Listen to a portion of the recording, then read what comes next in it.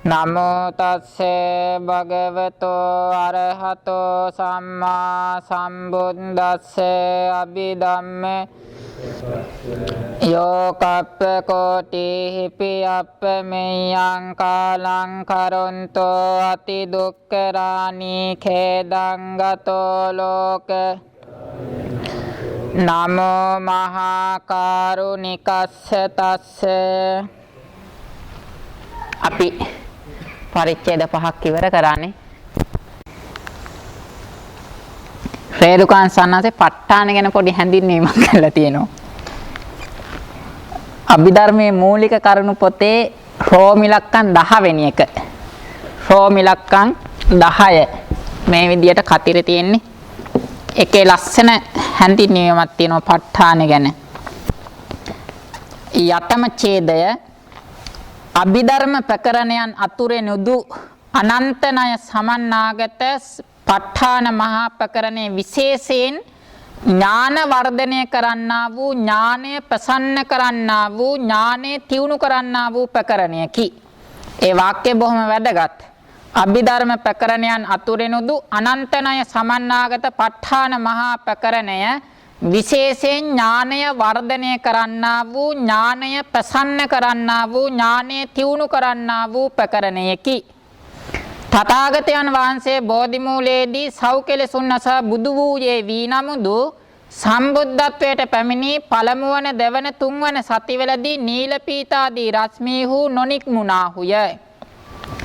සතරවන සතියෙහි රතනගරයෙහි වැඩහිඳ ධම්මසංගණියේ පටන් ක්‍රමයෙන් අභිධර්ම ප්‍රකරණයක් මෙනෙහි කරමින් ගොස් තථාගත ඥානයේ ප ဋ ාණ මහා ප්‍රකරණයට බස්වා එය මෙනෙහි කරන්නට පටන්ගත් කල්හි ඒ අනන්ත ණය සමන්නාගත මහා ප්‍රකරණයේ උන්වහන්සේගේ ඥානයට රිසිසේ හැසිරෙන්නට ලැබීමෙන් එය අතිශයින් ප්‍රසන්න විය. ඥානය ප්‍රසන්න වනු සමගම තත් සම්පයුත්ත කාමාවචර මහා ක්‍රියාචිත්තයද තත් සම්පයුත්ත අන්න චෛතසිකයෝද ප්‍රසන්න වූහ. ප්‍රසන්න චිත්තයට නිස්සය වන හදය වස්තුවද ප්‍රසන්න විය. අති ප්‍රසන්න වූ චිත්තයෙන් උපදවන චිත්තජ රූපයෝද චිත්තයේ සේම ප්‍රසන්න වූහ. ප්‍රසන්න චිත්තජ රූපයන්ගේ ස්පර්ශයෙන් තථාගතයන් වහන්සේගේ සකල ශරීරයම ප්‍රසන්න විය. ප්‍රසන්න වූ තථාගත ශරීරයේ ඒ තැන්වලින් නීල පීත ලෝහිත අවදාත මංජිෂ්ඨ ප්‍රභාස්වර සංඛ්‍යාත සඩ්වර්ණ ඇති ආලෝක ධාරාවෝ අදිෂ්ඨානාදී ක්‍රියාවක් නැතිවම ලෝකය ඒකාලෝක කෙරෙමින් නික්මෙන්නට පටන් ගත්හ. තථාගත ශරීරයේ කේසාදී නීල වර්ණ ස්ථානයන්ගේ නීල රශ්මි ධාරාවෝ නික්මුණාහුය. සමාදී පීත වර්ණ ස්ථානයන්ගෙන් පීත වර්ණ රශ්මි ධාරාවෝ නික්මුණාහුය. ලේ ආදී රක්ත වර්ණ ස්ථානයන්ගෙන් ලෝහිත රශ්මිහු නික්මුණාහුය. දන්තාදී ශ්වේත වර්ණ ස්ථානයන්ගෙන් අවදාත රශ්මිහු නික්මුණාහුය. ශරීරයේ ඒ තැන්වලින් මාංජිට්ඨ ප්‍රභාස්වර රශ්මිහුද නික්මුණාහුය. එදින පටන් තථාගත ශරීරයෙන් අසූරියනක් තැන පැතිරෙන රශ්මියක් සැමකල්හිම විහිදෙන්නට පටන් ගත්තේය. එතකොට භාග්‍යතුන් වහන්සේගේ ශරීරයෙන් බුද්ධ රශ්මි විහිදීම ආරම්භ කරේ මේ ප ဋ ාණය මෙනෙහි කරන කල්හි. එතෙන් ඉඳලා තමයි අසූරියනක් දැන් හැම වෙලාවෙම බුදු රස් විහිදෙන්න පටන් ගත්තේ. ආර්යවංශ සාසතුන් ආපු දවසේම දේශනාවක් දෙන්න බැරි කම හින්දා ඒ ටික කියෙව්වේ. හරිනේ. එතකොට මේ අපි පරිච්ඡේද 5ක් ඉවර කරානේ. අපි මුල්ම පරිච්ඡේදයේදී පරමාර්ථ ධර්ම කොටස් 4ක් ඉගෙන ගත්තනේ. චිත්ත, චෛතසික, රූප, නිර්වාණනේ. චිත්ත, චෛතසික, රූප, නිර්වාණ. මේවට කියනවා සතර පරමාර්ථ කියලා. ඊට පස්සේ විස්තර වශයෙන් ගත්තොත් පරමාර්ථ ධර්ම ඔක්කොම කීයද? 82යි. සිත කියන්නේ එක පරමාර්ථයක්, චේතසික කියන්නේ 52යි. ඊට පස්සේ රූප 28යි. ඊට පස්සේ නිවනයි. මේ විදිහට පරමාර්ථ ධර්ම සියල්ල 82යි. මේකෙදී අනිස්පන්න රූප 10ක් කියලා තියෙනවා. ඒ 10 ඒකාන්ත පරමාර්ථ ධර්ම නොවන හින්දා ඒ 10 අඩු කෙරුවොත් සැබෑම පරමාර්ථ ධර්ම තියෙන්නේ 72යි. සැබෑම පරමාර්ථ ධර්ම තියෙන්නේ 72යි. අනිස්පන්න රූප 10ත් එක්ක එකතු කරුවොත් පරමාර්ථ ධර්ම සියල්ලම 82යි. එතකොට අභිධර්මයේ ඉගෙන ගන්න කෙනෙක් එහෙම නැත්නම් විදර්ශනා භාවනාව ආරම්භ කිරීමට අදහස තියෙන කෙනෙක් මේ පරමාර්ථ ධර්ම 82 පිළිබඳව හොඳ අවබෝධයක් හදා ගන්න ඕන මුලින්ම. මේ ටික හොඳ හැටි අවබෝධ තියෙනම් සත්තප්පකරණ ඉගෙන ගත්තේ නැත්තත් ඔහු අභිධර්මදරයෙක්. මේ පරමාර්ථ ධර්ම 82 පිළිබඳව නිවැරදි ක්‍රමානුකූල හොඳ තියුණු ඥානයක් උපදවා ගත්තොත් උන්වහන්සේ සත්තප්පකරණ ඉගෙන ගත්තේ නැත්තත් හොඳ අභිධර්ම දැනුම තියෙන කෙනෙක්. යම් කිසි කෙනෙක් මේ පරමාර්ථ ධර්ම 82 හොඳට තේරුම් අරන් නැහැ. හොඳ ඥානයක් නැහැ. හැබැයි සත්තප්පකරණේ කටපාඩම්. එයා අභිධර්මයේ දන්නේ. එයා අභිධර්මයේ දන්නේ. ඒ කියන්නේ pāli දේශනා විතරයි දන්නේ. එතකොට අභිධර්මයේ දන්නවා කියන්නේ නම් මෙන්න මේ පරමාර්ථ ධර්ම 82 හොඳ හැටි තේරුම් ගන්නට ඕනේ. එතකොට මේ පරමාර්ථ ධර්ම 82 සුත්තමේ ඥානයේ වශයෙන් තේරුම් ගැනීම එක අවස්ථාවක්. ඊට පස්සේ භාවනා වශයෙන් අවබෝධ කර ගැනීම දෙවෙනි අවස්ථාව. මේ දෙකෙන්ම දැනුම හදා ගන්න ඕන. මුලින්ම සුත්තමේ ඥානය ඊට පස්සේ ප්‍රායෝගිකව තමන්ගේ సంతානය තුල උපදින ධර්ම මෙනෙහි කරලා ඇති කරගන්න දෙආකාරයෙන්ම ඥානය ඇති කරගන්නට ඕන. එතකොට අපි චිත්ත පරිච්ඡේදී සිත කොච්චර කතා කරාද? ක්‍රම දෙකකින් කතා කරානේ. සංකේපණය, විත්තරණය කියලානේ. එතකොට සංකේපණයදී අපි සිත 89ක් කතා කරානේ. විත්තරකමෙන් නම් සිත 121ක් කතා කරා. ඒකෙදී මේක වෙනස් වුණේ මෙතන ලෝකෝත්තර සිත් 8යි මෙතන ලෝකෝත්තර සිත් 40යි. ලෝකෝත්තර චිත්තයන්ගේ වෙනස තමයි එතන වෙන්නේ නේ. සංකේප ක්‍රමය ගත්තා ලෞකික සිත් නම් 81යි විත්තාර ක්‍රමය ගත්තා ලෞකික සිත් නම් 81යි. ඒකේ වෙනසක් වෙන්නේ නැහනේ. එතකොට සංකේප ක්‍රමයේදී ලෝකෝත්තර සිත් 8යි විත්තාර ක්‍රමයේදී ලෝකෝත්තර සිත් 8 40ක් වෙනවා. එකයි සිත් 128ක් ආවෙනේ. 121යි නේ. ඔව් සිත් 121යි. ඊට පස්සේ ඒක අපි භූමි වශයෙන් කොටස් 4කට බෙදුවානේ. කාමාවචර, රූපාවචර, අරූපාවචර, ලෝකෝත්තර කියලා භූමි වශයෙන් කොටස් 4කට බෙදුවා. කාමාවචර සිත් නම් 54යි, රූපාවචර සිත් නම් 15යි, අරූපාවචර සිත් නම් 12යි, ලෝකෝත්තර සිත් නම් 8යි, එහෙම නැත්නම් 40යි කියලා එක ඉගෙන ගත්තා. ඊට පස්සේ කාමාවචර සිත් 54 නැවත අකුසල සිත් කියලා කතා කරානේ. ඊට පස්සේ අකුසල සිත් කාම සෝබන සිත් නේ, අහේතුක සිත්. අහේතුක සිත් කියලා කතා කරා. ඊළඟට කාම සෝබන සිත් කියලා කතා කරා. අකුසල සිත් නම් 12යි, අහේතුක සිත් නම් 18යි, කාම සෝබන සිත් නම් 24යි. ඊට පස්සේ අකුසල සිත් 12 නැවත ලෝභ මූල සිත් නම් 8යි, ද්වේෂ මූල සිත් නම් 2යි, මෝහ මූල සිත් නම් 2යි. අකුසල සිත් ඔක්කොම 12ක් කියලා කතා කරා. ඊට පස්සේ අහේතුක සිත් 18, අකුසල විපාක සිත් 7යි නේ. කුසල විපාක අහේතුක සිත් 8යි, අහේතුක ක්‍රියා සිත් 3යි කියලා කොටස් 3කට කතා කරා. ඊට පස්සේ කාම සෝබන සිත් 24, මහා කුසා සිත් 8යි, මහා විපාක සිත් 8යි, මහා ක්‍රියා සිත් 8යි කියලා කොටස් 3කට කතා කරා. එතකොට මේ විදිහට කාමාවචර සිත් ඔක්කොම 54යි. ඊට පස්සේ රූපාවචර සිත් සියල්ලම 15යි. ඒක කුසා සිත් 5යි, විපාක සිත් 5යි, ක්‍රියා සිත් 5යි කියලා කොටස් 3කට බෙදුවනේ. ඊළඟට අරූපාවචර සිත් ඔක්කොම 12යි. ඒකත් කුසා සිත් 4යි, විපාක සිත් 4යි, ක්‍රියා සිත් 4යි කියලා කොටස් 3කට බෙදුවනේ. ඊට පස්සේ ලෝකෝත්තර සිත් 8යි. ඒක කුසල විපාක කියලා දෙකකට බෙදුවනේ. කුසල සිත් 4යි, විපාක සිත් 4යිනේ. එතකොට සිත් ඔක්කොම මේ විදිහට 89යි, එහෙම නැත්නම් 121යිනේ. ඔව්. එතකොට චිත්තපාදයේ විදිහට අපි කතා කරා. ඊළඟට චෛතසික පාදයේදී චෛතසික ඔක්කොම 52ක් කතා කරානේ. චෛතසික සියල්ල 52යි. මේ චෛතසික 52 සබ්බචිත්ත සාධාරණ චෛතසික 7යි, ප්‍රකීර්ණක චෛතසික 6යි. මේ ඔක්කොම එකතු කරලා අන්‍ය සමාන රාශිය කියලා කතා කරානේ. අන්‍ය සමාන චෛතසික 13යි. අන්‍ය සමාන චෛතසික 13යිනේ. ඊට පස්සේ අකුසල චෛතසික 14යි. මේකට කිව්වා අකුසල රාශිය කියලානේ. අකුසල රාශිය. අකුසල රාශිය. ඊට පස්සේ සෝබන චෛතසික 25යි. ඒක සෝබන සාධාරණ චෛතසික 19යි, විරති චෛතසික 3යි, අප්පමඤ්ඤා චෛතසික 2යි ප්‍රඥාවයි කියලා කොටස් 4කට බෙදුවානේ. සෝබන සාධාරණ චෛතසික 19යි විරති චෛතසික 3යි අප්පමඤ්ඤා චෛතසික 2යි ප්‍රඥාවයි. මේකට කිව්වා සෝබන රාශිය කියලානේ. සෝබන රාශිය. මේ විදිහට චෛතසික 52ක් කතා කරා. චෛතසික 52 රාශි වශයෙන් රාශි 3කට කතා කරා. අන්‍ය සමාන රාශිය චෛතසික 13යි, අකුසල රාශිය චෛතසික 14යි, සෝබන රාශිය චෛතසික 25යි. හරි නේනේ? එතකොට මෙතන සබ්බචිත්ත සාධාරණ චෛතසික 7 කියන්නේ ඥාන රතනාසතුන්. පස්ස වේදනා සංඥා චේතනා ඒකග්ගතා ජීවිතින්ද්‍රිය මනසිකාර කියලා චෛතසික 7යි. මෙතන විතක්ක විචාර අධිමොක්ක විරිය පීති ඡන්ද කියලා ප්‍රකීර්ණක චෛතසික 6යි. ඊට පස්සේ මේ අකුසල රාශිය නැවත මෝහ චතුස්කය කියලා චෛතසික 4යිනේ. ඊට පස්සේ ලෝභත්‍රිකය කියලා චෛතසික 3යි. ඊට පස්සේ දෝෂ චතුස්කය කියලා චෛතසික 4යි. ඊට පස්සේ විසුන්ත්‍රිකය කියලා චෛතසික 3යි. එහෙම නේනේ. මෝහ චතුස්කය කිව්වේ මෝහ අහිරික අනොත්තප්ප උද්දච්ච කියන චෛතසික 4. ලෝභත්‍රිකය කිව්වේ ලෝභ දිඨි මාන කියන 3. දෝෂ චතුස්කය කිව්වේ දෝෂ ඉස්සා මච්චරිය කුක්කුච්ච කියන චෛතසික 4. විසුන්ත්‍රිකය කිව්වේ තීන මිද්ද විචිකිච්ඡා කියන චෛතසික 3නේ. මේ විදිහට අකුසල චෛතසික 14යි.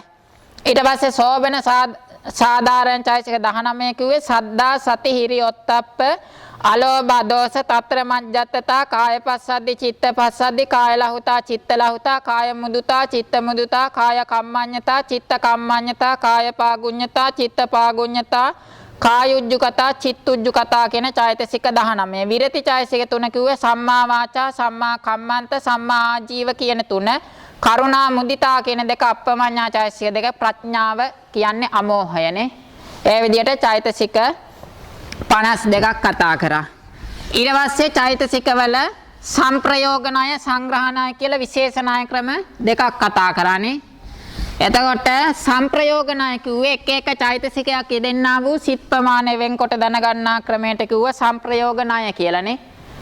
එක එක චෛතසිකයක් යෙදෙන්නා වූ සිත් ප්‍රමාණය වෙන්කොට දක්වන්නා වූ ක්‍රමයට කිව්වා සම්ප්‍රයෝගණය කියලා. සම්ප්‍රයෝගණය ඔක්කොම 16යි. සම්පයෝගණය ඔක්කොම 16යි.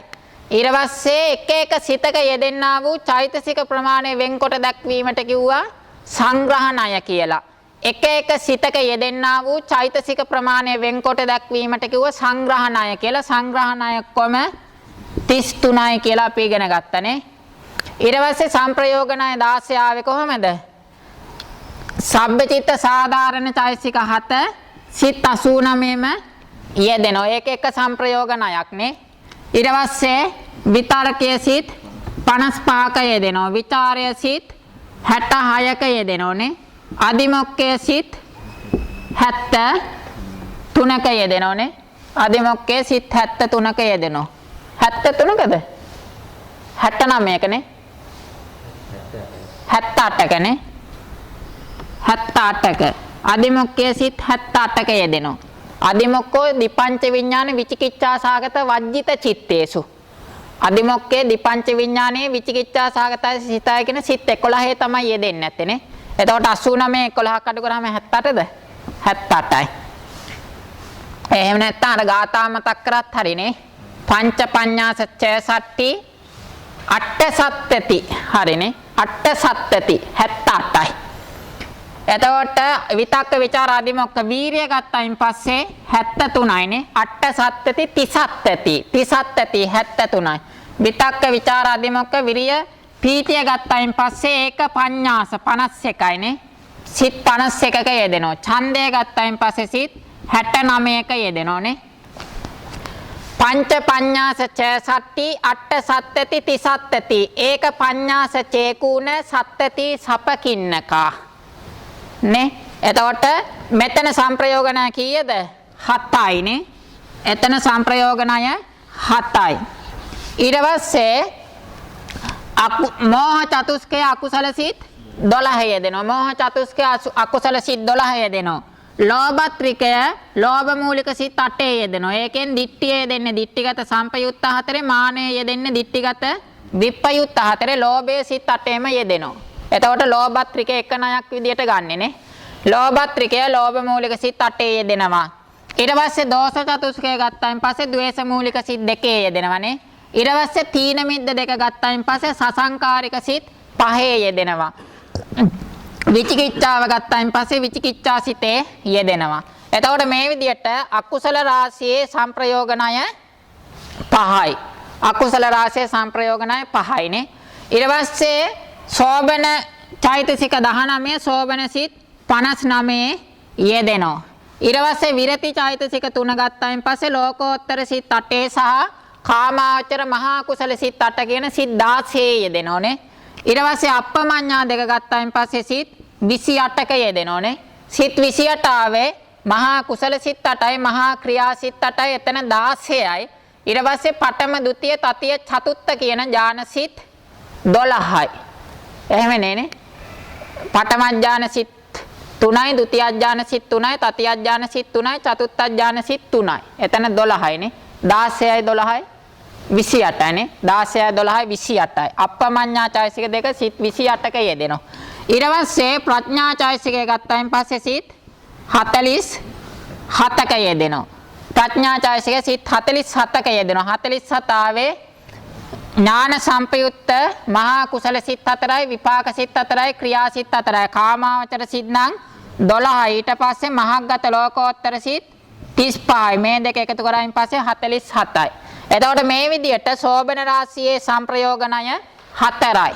එතකොට අන්න සමාන රාශියේ සංප්‍රයෝග ණය ක්‍රම 7යි. අකුසල රාශියේ සංප්‍රයෝග ණය ක්‍රම 5යි එකතු කරායින් පස්සේ 12යි. සෝබන රාශියේ සංප්‍රයෝග ණය 4 එකතු කරායින් පස්සේ 16යි. මේ විදිහට සංප්‍රයෝග ණය සියල්ලම 16ක් කියලා අපි ඉගෙන ගත්තා.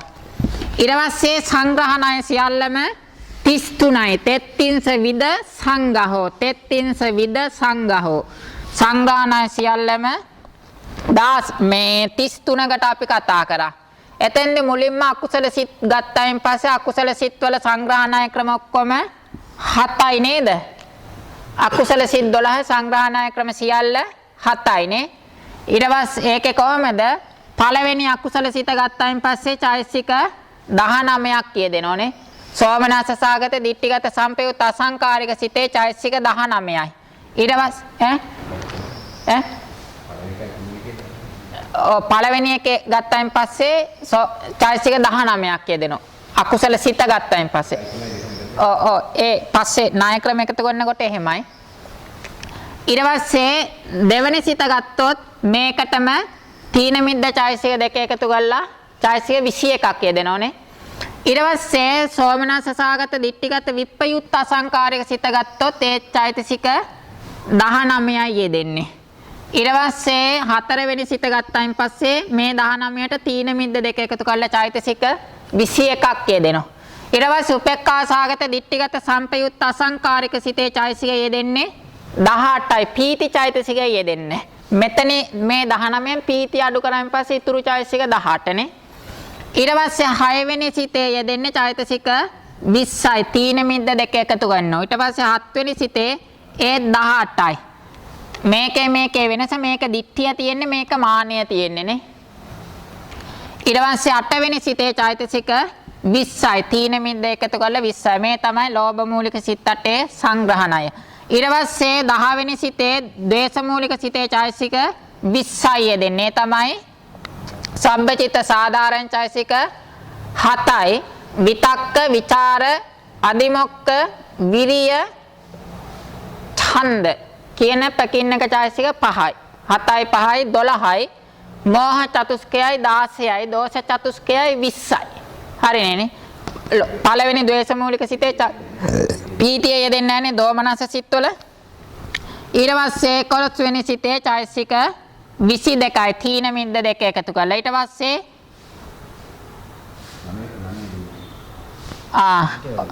අංක වැරදිලානේ.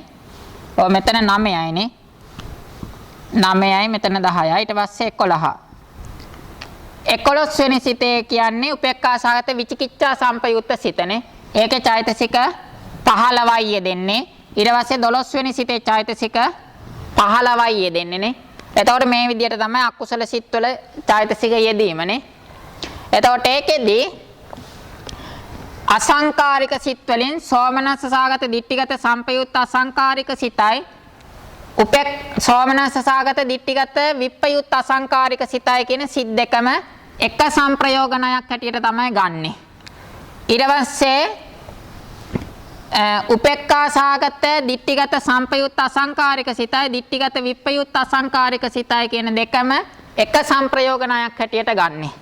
ඊට පස්සේ ද්වේෂ මූලික සිත එක සංප්‍රයෝගණයක් හැටියට ගන්නෙ. එහෙම නේනේ. ඊළඟට සෝමනස්ස සාගත දිට්ඨිගත සංපයුත්ත සසංකාරික සිතයි දිට්ඨිගත විප්පයුත්ත සසංකාරික සිතයි එක සංග්‍රහණයක් හැටියට ගන්නෙ. හරි නේනේ. ඊට පස්සේ උපේක්ඛා සාගත දිට්ඨිගත සංපයුත්ත සසංකාරිකයි දිට්ඨිගත විප්පයුත්ත සසංකාරිකයි කියන එක සංග්‍රහණයක් හැටියට ගන්නෙ. ඊට පස්සේ ද්වේෂ මූලික සිත සසංකාරික සිත එක සංග්‍රහණයක් හැටියට ගන්නෙ. මෝහ මූලික සිත් දෙකම එකක් හැටියට ගන්නෙ. මේ විදිහට අකුසල සිත් 12 සංග්‍රහණය ක්‍රම ඔක්කොම 7යි. අකුසල සිත් 12 සංග්‍රහණය ක්‍රම ඔක්කොම 7යි. අසංකාරික සිත් තියෙනවා. අසංකාරික සිත් සෝමනස්ස සාගත දිට්ඨිගත සංපයුත් අසංකාරික සිත සෝමනස්ස සාගත දිට්ඨිගත විප්පයුත් අසංකාරික සිත ඊට පස්සේ උපේක්ඛා සාගත දිට්ඨිගත සංපයුත් අසංකාරික සිත උපේක්ඛා සාගත දිට්ඨිගත විප්පයුත් අසංකාරික සිත දෝමනස්ස සාගත පටිඝ සංපයුත් අසංකාරික සිත කියන අසංකාරික සිත් පහේ සංග්‍රහණය 3යි. ඊට පස්සේ සසංකාරික සිත් පහේ සංග්‍රහණය ක්‍රම 3යි. ඊට පස්සේ මෝහ මූලික සිත් දෙකේ සංග්‍රහණය ක්‍රම 1යි. හරි නේනේ. මේ විදිහට අකුසල සිත් 12 සංග්‍රහණය ක්‍රම ඔක්කොම 7ක් කියලා අපි ඉගෙන ගත්තා. ඊළඟට අහේතුක සිත් ඔක්කොම 18යි. අහේතුක සිත් 18 සංග්‍රහණය ක්‍රම ඔක්කොම 4යි නේද? අහේතුක සිත් වල දිපංච විඥානයේ චෛතසික දිපංච විඥානයේ සිත් 10යි. ඒකේ චෛතසික 7යි යෙදෙන්නේ නේ. ඒක එක සංග්‍රහණයක්. දිපංච විඥානයේ චෛතසික 7යි යෙදෙන්නේ. ඒක එක සංග්‍රහණයක්. ඊට පස්සේ සම්පටිච්ඡන සිත් 2යි. උපේක්ඛා සාගත සම්පටිච්ඡන සිත් 2යි. ඊට පස්සේ උපේක්ඛා සාගත පංචද්වාර ආවජ්ජන සිතයි. ඊට පස්සේ අහේතුක පටිසන්ධි යුගලය කියන සිත් 5. සම්පටිච්ඡන සිත් 2යි උපේක්ඛා සාගත සම්තීරණ සිත් 2යි පංචද්වාර ආවජ්ජන සිතයි කියන සිත් 5 චෛතසික 10යි යෙදෙන්නේ. හරි නේනේ. 10යි යෙදෙන්නේ. ඊට පස්සේ සෝමනස්ස සාගත සම්තීරණ සිතේ චෛතසික 12ක් යෙදෙනවා. සෝමනස්ස සාගත සම්තීරණ සිතේ චෛතසික 12ක් යෙදෙනවා. වැඩිම චෛතසික යෙදෙන්නේ සිතේ. ඊට පස්සේ උපේක්ඛා සාගත මනෝද්වාර ආවජ්ජන සිතේ චෛතසික 11ක් යෙදෙනවා. උපේක්ඛා සාගත මනෝද්වාර ආවජ්ජන සිතේ චෛතසික 11ක් යෙදෙනවා. ඊට පස්සේ සෝමනස්ස සාගත හසිතුප්පාද සිතේ චෛතසික 12ක්ද දෙන්නේ. සෝමනස්ස සාගත හසිතුප්පාද සිතේ තමයි චෛතසික 12ක් යෙදෙන්නේ නේ. ඔව් එතකොට මෙතන සෝමනස්ස සාගත සම්තීරණ සිතේ උපේක්ඛා සාගත මනෝද්වාර ආවජ්ජන සිතේ දෙකේම චෛතසික 11යි යෙදෙන්නේ නේ. එතකොට මේ විදිහට අහේතුක සිත් 18 සංග්‍රහණය ක්‍රම 4යි. හරි නේනේ. මෙතන කලින් සෝමනස්ස සාගත සම්තීරණය කියලා කිව්වේ ඒක වැරදුනා. සෝමනස්ස සාගත හසිතුප්පාද සිත. හරි නේනේ. සෝමනස්ස සාගත හසිතුප්පාද සිත සිතේ චෛතසික 12ක් යෙදෙනවා. ඡන්දේ විතරයි යෙදෙන්නේ නැත්තේ. ඊට පස්සේ සෝමනස්ස සාගත සම්තීරණ සිතේ උපේක්ඛා සාගත මනෝද්වාර ආවජ්ජන සිතේ කියන සිත් දෙකේම චෛතසික 11 බැගින් යෙදෙනවා. එතකොට මේ විදිහට සංඛ්‍යා වශයෙන් අහේතුක සිත් 18 සංග්‍රහණය ක්‍රම ඔක්කොම 4යි. ඊට පස්සේ කාම සෝබන සිත් ඔක්කොම 24යි. කාම සෝබන සිත් වල ඔක්කොම 24යි. ඒකෙදි පළවෙනි කුසල් සිත් දෙකේ චෛතසික 38ක් යෙදෙනවා. දෙවෙනි කුසල් සිත් දෙකේ චෛතසික 37ක් යෙදෙනවා. තුන්වෙනි කුසල් සිත් දෙකේ චෛතසික 37ක් යෙදෙනවා. හතරවෙනි කුසල් සිත් දෙකේ චෛතසික 36යි යෙදෙන්නේ නේ. එතකොට මේ විදිහට කුසල් සිත් 8 සංග්‍රහණය ක්‍රම 4යි. ඊට පස්සේ ක්‍රියාසිත ගත්තයින් පස්සේ විරති චෛතසික අඩු කරන්න ඕනනේ. එතකොට 38න් 3ක් අඩු කරායින් පස්සේ 35යි. 37න් 3ක් අඩු කරායින් පස්සේ 34යි. මෙතනත් 34යි. මෙතනත් 33යි. මේ තමයි ක්‍රියාසිටවල සංග්‍රහණය. කුසාසිටවලින් විරති චෛතසික 3 අඩු කරලා දැම්මයින් පස්සේ ක්‍රියාසිටවල සංග්‍රහණය එන්නේ. හරිනේ. එතකොට පළවෙනි ක්‍රියාසිට දෙකේ චෛතසික 35යි, දෙවෙනි ක්‍රියාසිට දෙකේ චෛතසික 34යි, තුන්වෙනි ක්‍රියාසිට දෙකේ චෛතසික 34යි, හතරවෙනි ක්‍රියාසිට දෙකේ චෛතසික 33යි. හරිනේ. ඊට පස්සේ විපාක සිත්වල ගත්තයින් පස්සේ මේවයින් විරති 3යි අප්පමඤ්ඤා 2යි කියන පහම අඩු කරන්න ඕන ආසතු. එතකොට 38න් 5ක් අඩු කරායින් පස්සේ 33යි. පළවෙනි විපාක සිත් දෙකේ චෛතසික 33ක් යෙදෙනවා. දෙවෙනි විපාක සිත්වල චෛතසික 32යි, තුන්වෙනි විපාක සිත් දෙකේ චෛතසික 32යි, හතරවෙනි විපාක සිත් දෙකේ චෛතසික 31යි. එතකොට මෙතනින් නම් චෛතසික 5ක් අඩු කරායින් පස්සේ විපාක සිත්වල ගාන එනවා.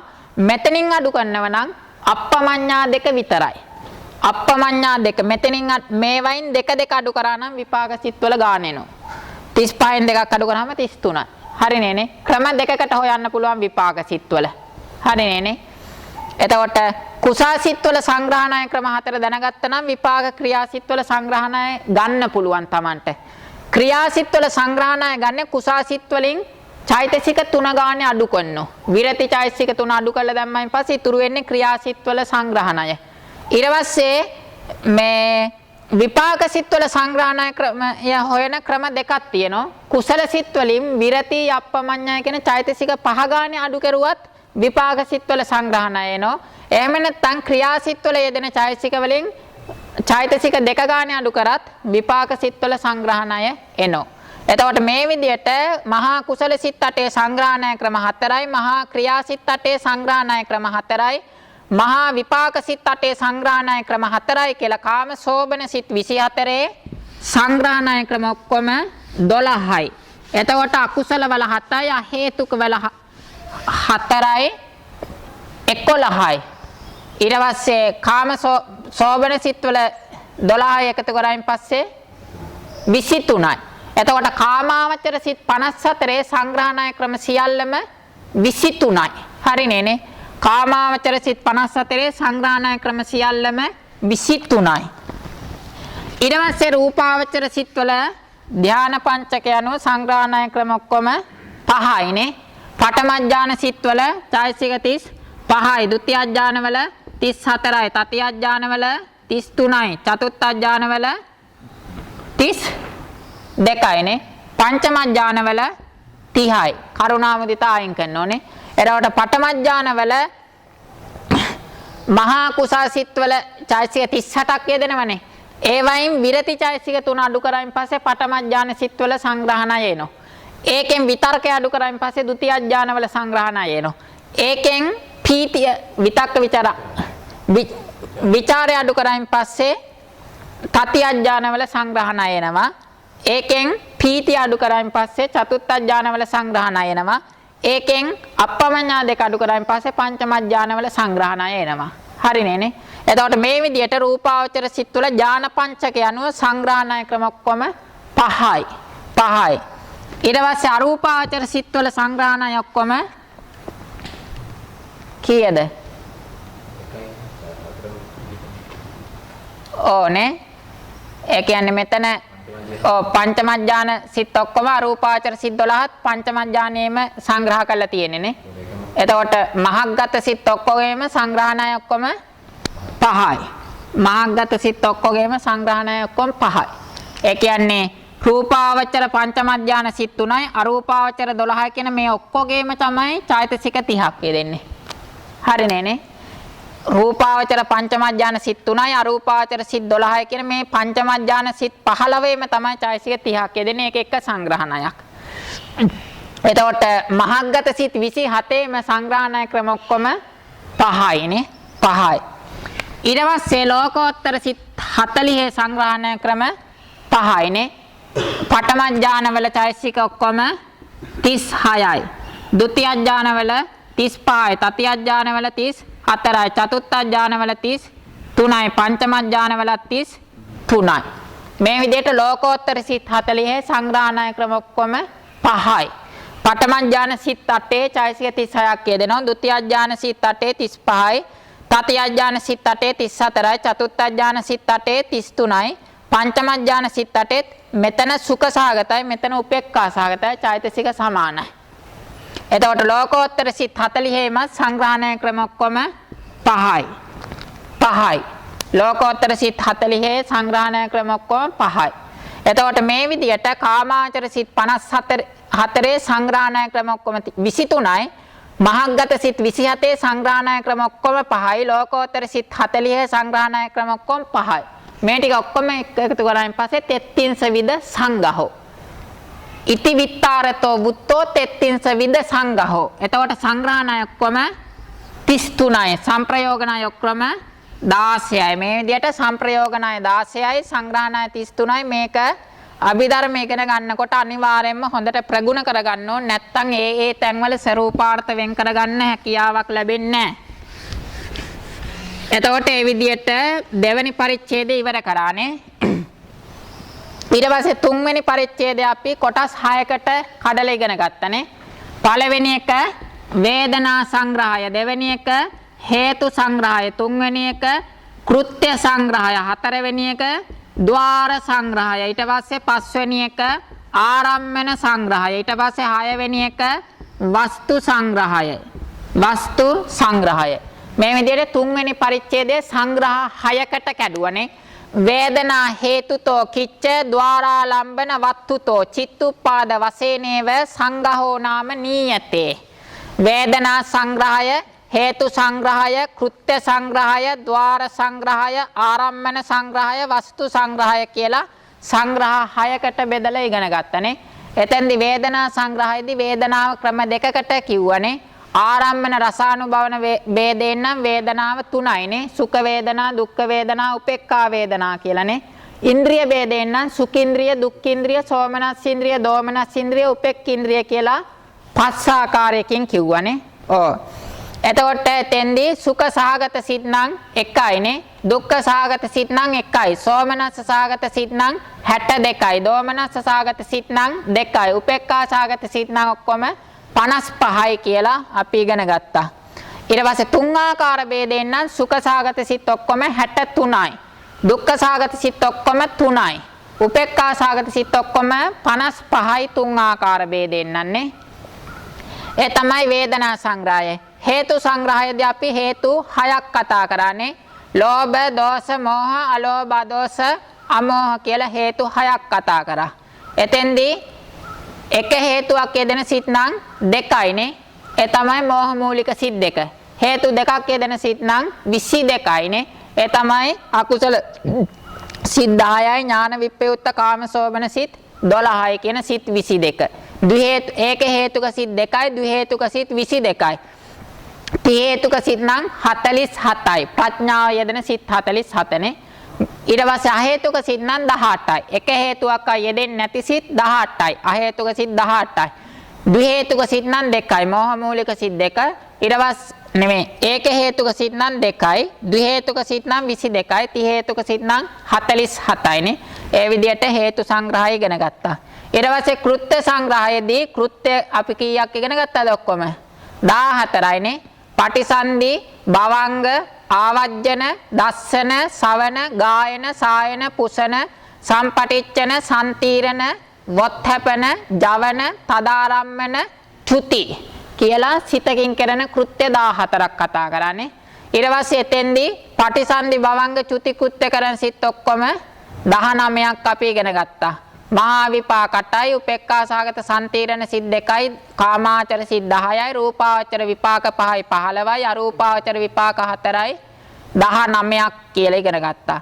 ඊට පස්සේ දස්සන, සවන, ගායන, සායන, පුසන කියන ඒවත් පිළිවෙලින්ම සිත් 2 ගානේ. දිපංච විඥානයනේ. දිපංච විඥානය. ඊට පස්සේ සම්පටිච්ඡන කෘත්‍ය කරන සිත් 2යි. සම්පටිච්ඡන සිත් 2.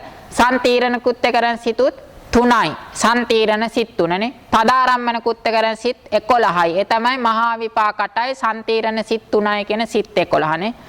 ඊට පස්සේ එක කෘත්‍යයක් කරන සිත් ආදී වශයෙන් බෙදලා ඉගෙන ගත්තනේ. ඊට පස්සේ ద్వාර සංග්‍රහයේදී චක්කුද්්වාරය, සෝතද්්වාරය, ගානද්්වාරය, ජීවහද්්වාරය, කායද්්වාරය, මනෝද්්වාරය කියලා ద్వාර 6කට බෙදලා ඉගෙන ගත්තනේ. චක්කුද්්වාරාදී පංචද්්වාරයේ සිත් 46 ගානේ උපදිනෝනේ. මනෝද්්වාරේ නම් සිත් 67යිනේ. සිත් 67ක් ඉපදෙනෝනේ. එහෙමද ඥානරතන? සිත් 67ක් ඉපදෙනවා. ඒ විදිහට ద్వාර ඊට පස්සේ එක ద్వාරයක පමණක් උපදින සිත් ආදී වශයෙන් ඔයෙක් විදිහට බෙදලා ඉගෙන ගත්තා.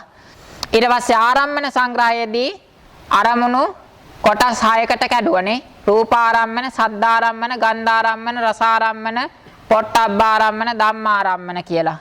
ඊට පස්සේ නැවත කාමාවචර ධර්ම විතරක් අරමුණු කරන ඒවා, ඊට පස්සේ ප්‍රඥාප්තිය විතරක් අරමුණු කරන ඒවා, ඊට පස්සේ නිවන අරමුණු කරන සිත් ආදී වශයෙන් එක එක විදියට බෙදලා ඉගෙන ගත්තනේ ආරම්මන සංග්‍රහයේදී.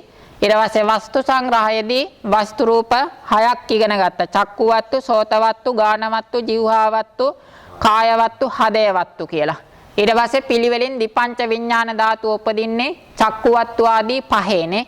ඊට පස්සේ හදේවස්තු අසුරු කරගෙන උපදින සිත් ඔක්කොම තියෙනවා කීයක්ද? හදේවත්තු අසුරු කරන සිත්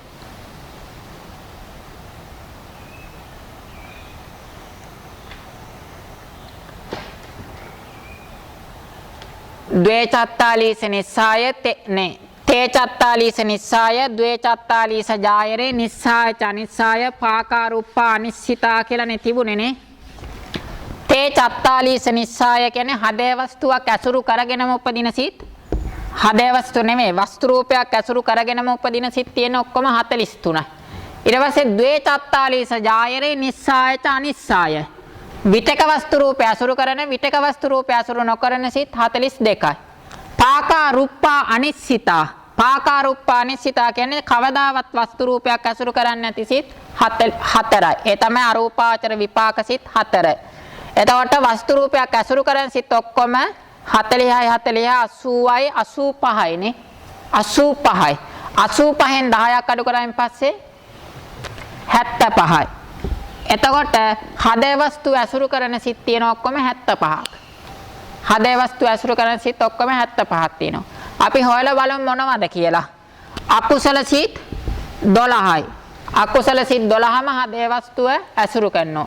ඊට පස්සේ අහේතුක සිත් 18න් දිපංච විඥානය හැරුණකොට ඉතුරු සිත් 8. ඉතුරු සිත් 8 හදේ වස්තුව ඇසුරු කරනවා. අහේතුක වලින් සිත් 8ක් හදේ වස්තුව ඇසුරු කරනෝනේ. ඊට පස්සේ කාම සෝබන සිත් 24ම හදේ වස්තුව ඇසුරු කරනවා. ඊට පස්සේ රූපාවචර සිත් 15ම හදේ වස්තුව ඇසුරු කරනවා. ඊට පස්සේ අරූපාවචර සිත් වලින් කුසල 4යි ක්‍රියා 4යි කියන සිත් 8 හදේ වස්තුව ඇසුරු කරනවා. ඊට පස්සේ ලෝකෝත්තර සිත් 8 හදේ වස්තුව ඇසුරු කරනවා. මේ ටික එකතු කරගත්තායින් පස්සේ කීයද? 8යි 8යි 16යි 16යි 8යි 24යි 24යි 4යි 28යි 28යි 2යි 26යි 26යි 5යි 31න් 75යිද? ඔව්. එතකොට මේ ටික ඔක්කොම එකතු කරායින් පස්සේ 75යිනේ.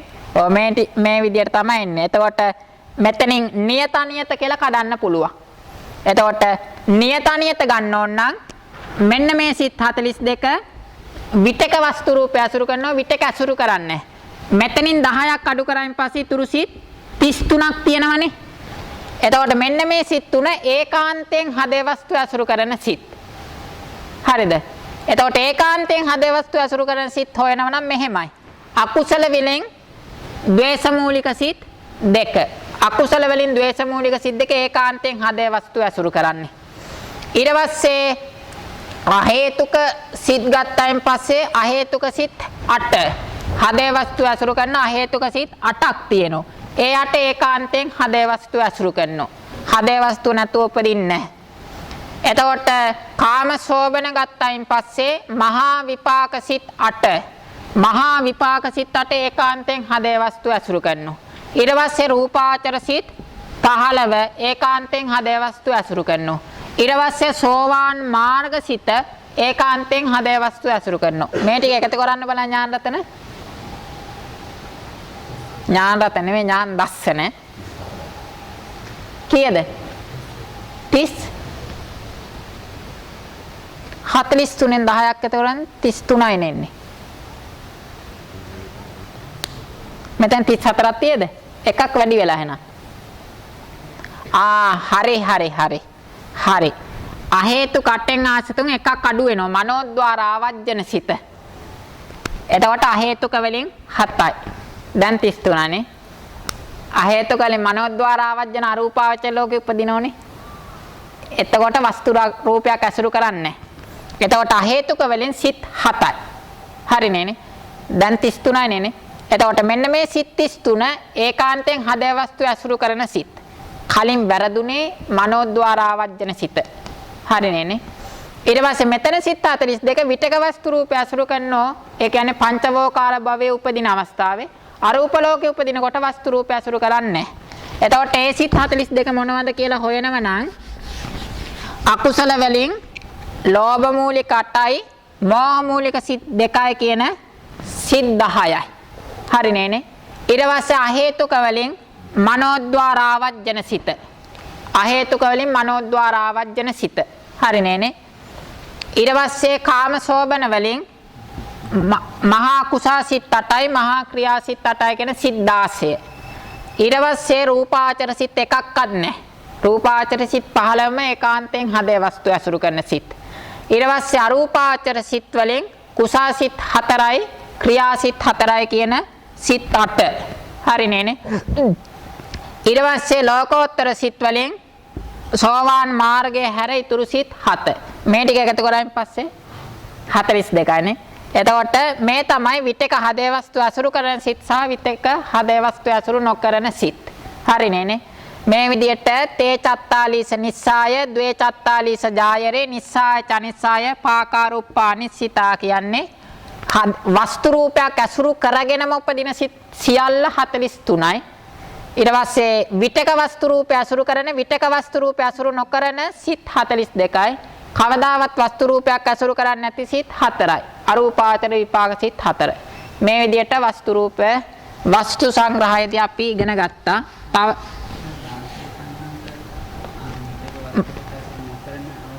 නොකරන අවස්ථාව ආසතුන් අරූපාවචර ලෝකෙ උපදිනකොට ඒ ඔක්කොම ටික එහෙමයි ආසතු.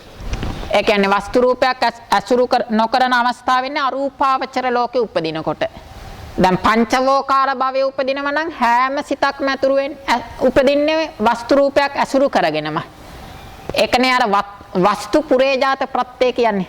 චක්කායතන චක්කු විඤ්ඤාණ ධාතුය තං සම්පයුත්තකානංච ධම්මානං නිස්සේපච්චේන පච්චේ. සෝතායතන සෝත විඤ්ඤාණ ධාතුය තං සම්පයුත්තකානංච ධම්මානං නිස්සේපච්චේන පච්චේ. ගානායතන ගාන විඤ්ඤාණ ධාතුය තං සම්පයුත්තකානංච ධම්මානං නිස්සේපච්චේන පච්චයෝ. ජීවායතනං ජීවා විඥාන ධාතුය තං සම්පයුත්තකානංච ධම්මානං නිස්සේපච්චේන පච්චයෝ. කායායතනං කාය විඥාන ධාතුය තං සම්පයුත්තකානංච ධම්මානං නිස්සේපච්චේන පච්චයෝ. යන් රූපං නිස්සාය මනෝ ධාතුච මනෝ විඥාන ධාතුච වත්තන්ති තන් රූපං මනෝ ධාතුයාච මනෝ විඥාන ධාතුයාච තං සම්පයුත්තකානංච ධම්මානං නිස්සේපච්චේන පච්චයෝ. එතකොට පංචවෝකාර භවයේ චිත්තචෛසික උපදිනවා නම් ඒ සියල්ලම වස්තු පුරේජාත ප්‍රත්‍යේ ප්‍රත්‍යෝත්පන්න ධර්ම. වස්තු රූපයක් ඇසුරු කරන්නේ නැතුව පංචවෝකාර භවයේ කිසිම සිතක් කිසිම චෛසිකයක් උපදින්නේ නැහැ. අරූපාවචර ලෝකේ වස්තු පුරේජාත ප්‍රත්‍යේ ਸਰවාකාරයෙන් නැහැ. අරූපාවචර ලෝකේ වස්තු රූපයක් ඇසුරු කරන්නේ නැතුවම තමයි සියලුම චිත්තචෛසික හටගන්නේ. ඒකට රේරුකාන් සන්නස් උපමාවක් කියනවා. සාමාන්‍යයෙන් සිත කියන එකට හැකියාවක් නැහැ වස්තු රූපයක් ඇසුරු කරන්න. නමුත් දැන් මැට්ට ගත්තයින් පස්සේ මැටි සාමාන්‍යයෙන් වතුර දිය වෙනවනේ. නමුත් වලං කටුවක් වතුරට දැම්මොත් දිය වෙන්නේ නැහනේ. මොකද ඒත් මැටි තමයි හැබැයි විශේෂ වෙන්න සකස් කරපු මැටි වලං කටුව කියන්නේ. අන්න ඒ වගේ සිත සාමාන්‍යයෙන් ගත්තාම වස්තු රූපයක් නැතුව උපදින්න හැකියාවක් නැහැ. හැබැයි භාවනා වශයෙන් විශේෂයෙන් දියුණු කරන ලද සිතට අරූපාවචර ලෝකෙදී වස්තු රූපයක් නැතුවම ඉපදීමේ හැකියාව ලැබෙනවා කියලා ලස්සන උදාහරණයක් තියෙනවා.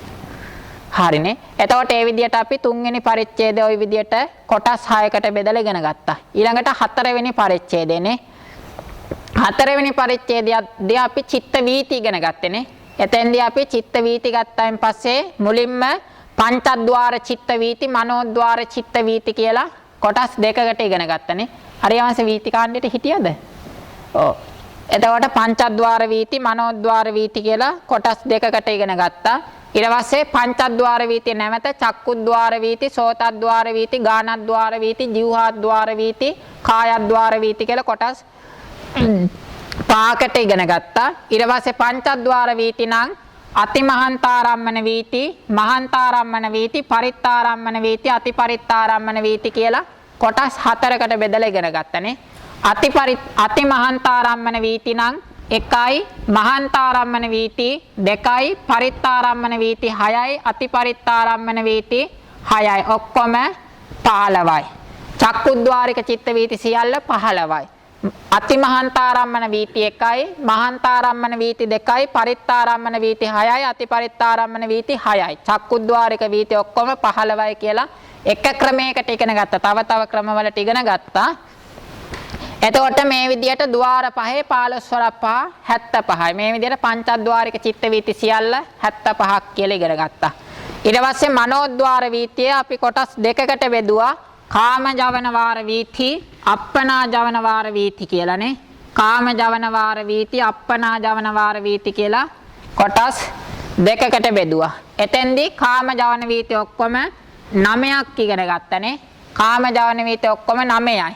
ඒකෙදී සත්ත්ව රසායුක වෙන චිත්ත වීති ඔක්කොම 7ක් ඉගෙන ගත්තා. සත්ත්ව රසායුක නොවන වීති ඔක්කොම 2ක් ඉගෙන ගත්තා. එතකොට සත්ත්ව රසායුක වෙන චිත්ත වීති 7, විභූතාරම්මන වීති 5යි, අවිභූතාරම්මන වීති 2යි. මේක විභූතාරම්මන වීති 1යි, අවිභූතාරම්මන වීති 1යි. හරි නේනේ? එතකොට මෙතන මේකේ මේ වීති වල අරමුණ තමයි චිත්තක්ෂණ 17ක් ආවුස තියෙන වර්තමාන රූප 22. හරි නේනේ? චිත්තක්ෂණ 17ක් ආවුස තියෙන වර්තමාන රූප 22. එතකොට ඒක අරමුණු කරගෙන උපදින චිත්ත වීති 7යි. ඒවට අපි කිව්වා සත්තරසායුක වෙන චිත්ත වීති කියලා.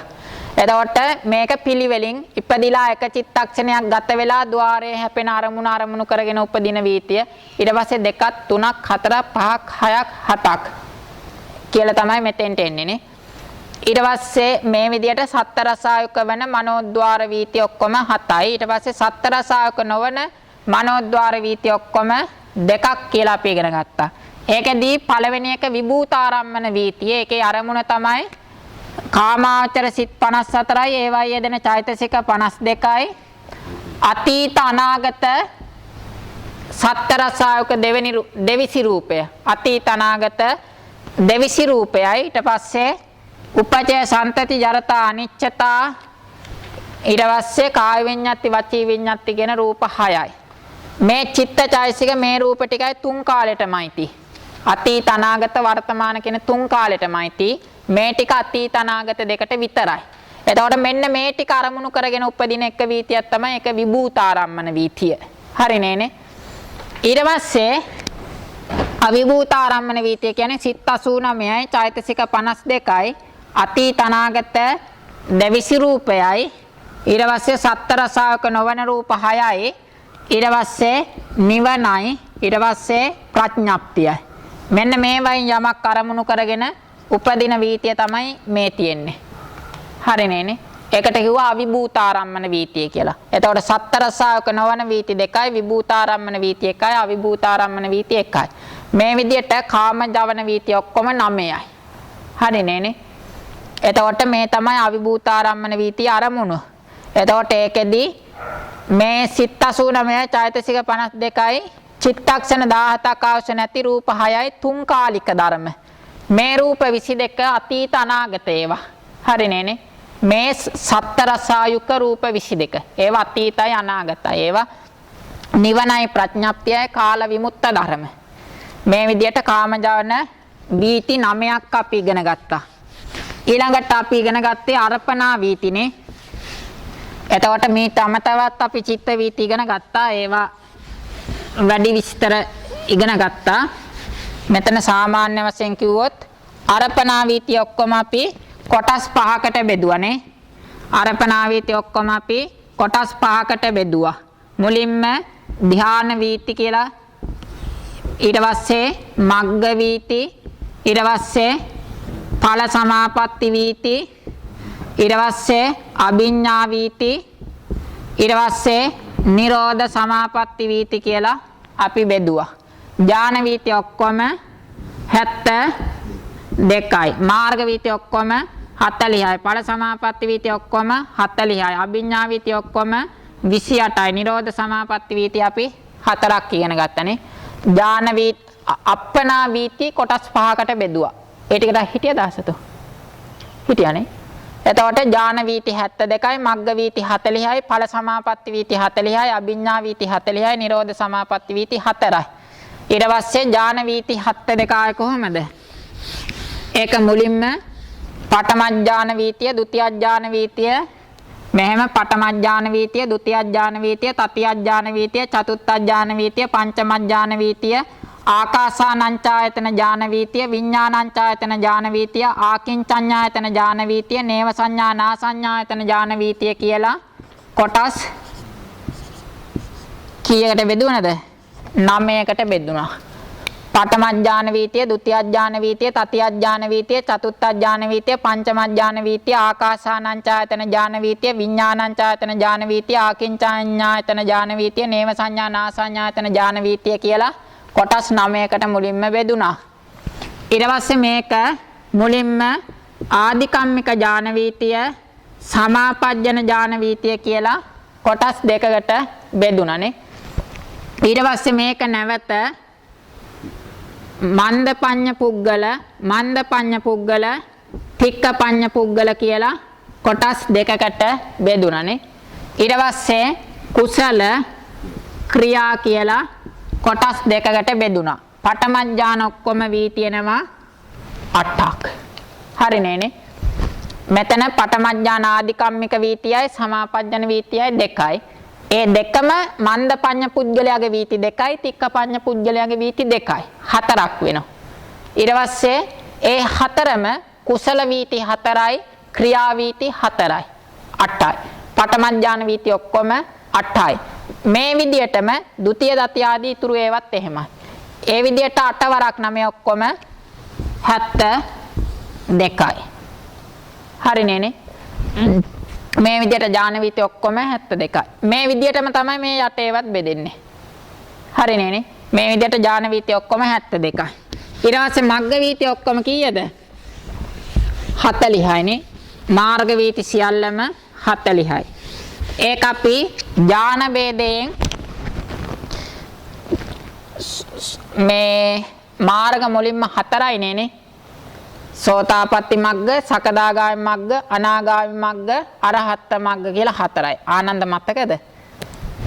මාර්ග ඔක්කොම 4යි.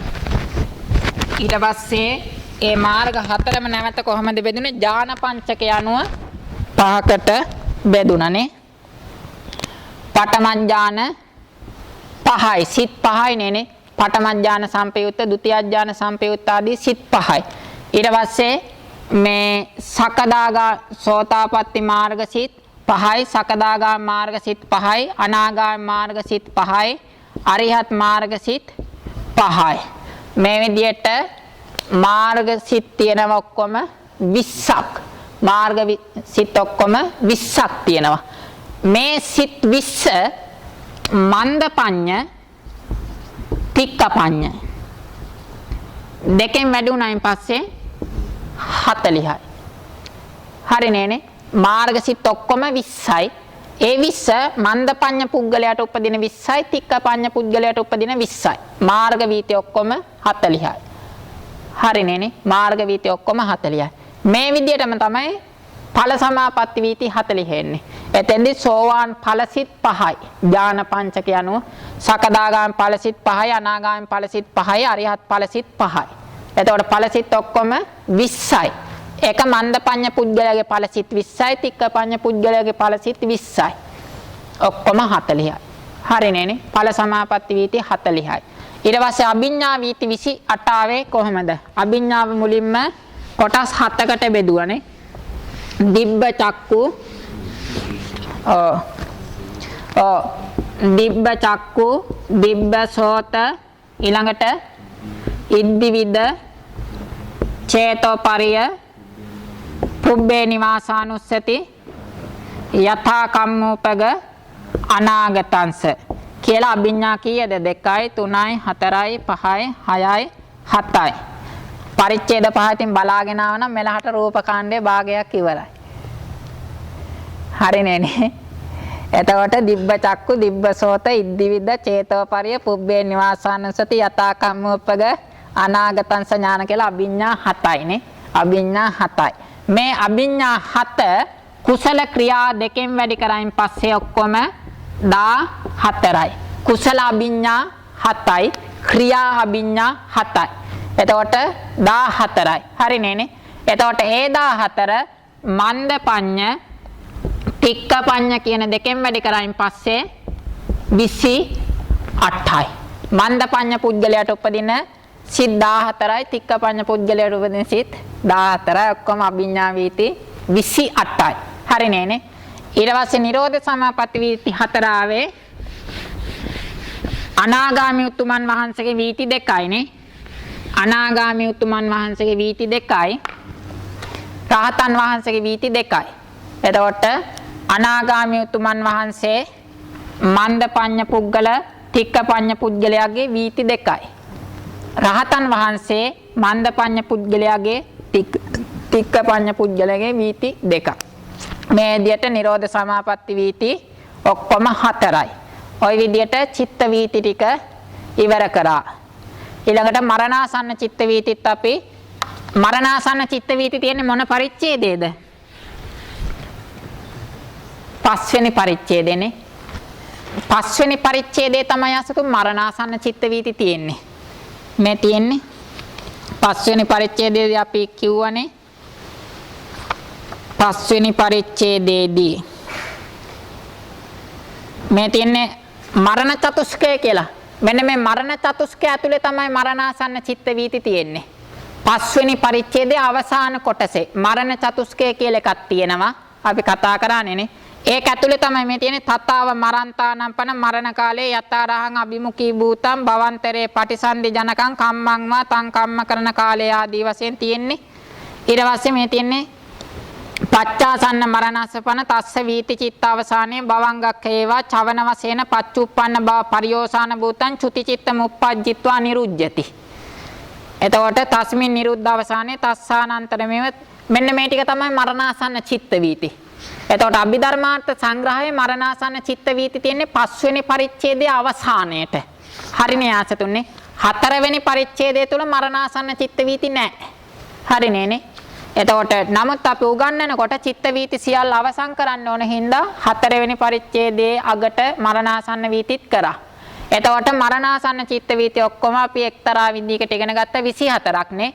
මරණාසන්න චිත්ත වීති ద్వාර අනුව චක්කුද්්වාර, සෝතද්්වාර, ගානද්්වාර, ජීවහද්්වාර, කායද්්වාර, මනෝද්්වාර වීති කියලා ద్వාර අනුව කොටස් 6කට බෙදෙනවා. එතකොට එක එකක ජවනයට අනතුරුව චුතිය වෙන වීතිය, ඊට පස්සේ ජවන භවංගයට අනතුරුව චුතිය වෙන වීතිය, තදාරම්මණයට අනතුරුව චුතිය වෙන වීතිය, තදාරම්මන භවංගයට අනතුරුව චුතිය වෙන වීතිය කියලා 4යි. එක ద్వාරයක 4 ගානේ 4 වරක් 6 24යි. මරණාසන්න චිත්ත වීති ඔක්කොම 24යි. මරණාසන්න චිත්ත වීති ඔක්කොම 24ක් අපි ඉගෙන ගත්තනේ. එතකොට ඒ විදිහට අපි චිත්ත වීති ඔක්කොම 24ක් ඉගෙන ගත්තා. ඊළඟට අපි චිත්ත වීති අවසානයේදී පුද්ගල ભેදය, භූමි ભેදය කියලා ભેද දෙකක් ඉගෙන ගත්තනේ. පුද්ගල ભેදයේදී පුද්ගලෝ කීයකට බෙදුවා සුදම්මානන්ද ආසතෝ?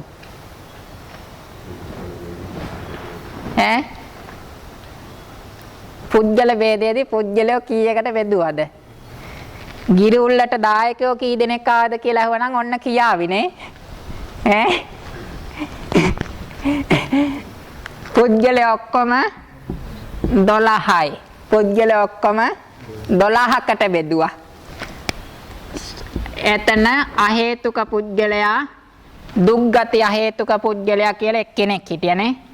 දුක්ගති අහේතුක පුද්ගලයා කියලා එක්කෙනෙක් හිටියා. ඊට පස්සේ සුගති අහේතුක කියලා එක්කෙනෙක් හිටියා. ඊට පස්සේ දුහේතුක කියලා එක්කෙනෙක් හිටියා. ඊට පස්සේ තිහේතුක පුතුජණයා ති හේතුක පුතුජනය කියලා එක්කෙනෙක් හිටියා. ඊට පස්සේ ආර්ය පුජ්‍යලයෝ 8 දෙනයි. ආර්ය පුජ්‍යලයෝ 8 දෙනයි. සෝතාපට්ටි මග්ගට්ට සෝතාපට්ටි පලස්තය. සකදාගාමි මග්ගට්ට සකදාගාමි පලට්ටය. ඊට පස්සේ අනාගාමි මග්ගට්ට අනාගාමි පලස්තය. ඊට පස්සේ අරිහත් මාර්ගස්තය අරිහත් පලස්තය. මේ විදිහට ආර්ය පුජ්‍යලයෝ 8 දෙනයි. ති හේතුක පුජ්‍යලයෝ ඔක්කොම කී දෙනාද? හරියට හරි ආසතු. ති හේතුක පුජ්‍යලයෝ ඔක්කොම 9 දෙනයි. ති හේතුක පුජ්‍යලයෝ ඔක්කොම 9 දෙනයි. පුතජ්ජන පුජ්‍යලයෝ එක්කෙනයි. ආර්යයන් පුජ්‍යලයෝ 8 දෙනයි. අට්ඨ අරිය පුද්ගලා කියන්නේ ඒකයි. එතකොට මේ තුන් දෙනා අනිවාර්යෙන්ම පුතජ්ජනයමයි. මේ විදිහට පුජ්‍යලයෝ 12 දෙනෙක් බෙදුවා. ඒකෙදී සුගති අහේතුකයට ලැබෙන සිත් ඔක්කොම අපි කීයක් ඉගෙන ගත්තද? සුගති අහේතුකයට සිත් කීයක් උපදින්න පුළුවන්ද? එකයි. සුගති අහේතුකයට ලැබෙන සිත් ගාන. දුක්ගති අහේතුකයට ඒත් එකයි.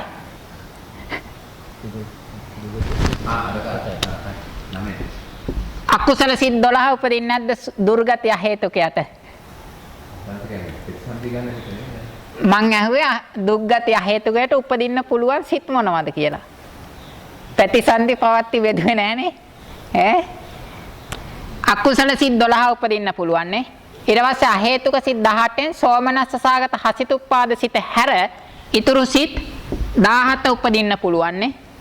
ඊට පස්සේ මහා කුසල සිත් 8 උපදින්න පුළුවන්. මහා විපාක සිත් 8 උපදිනවද?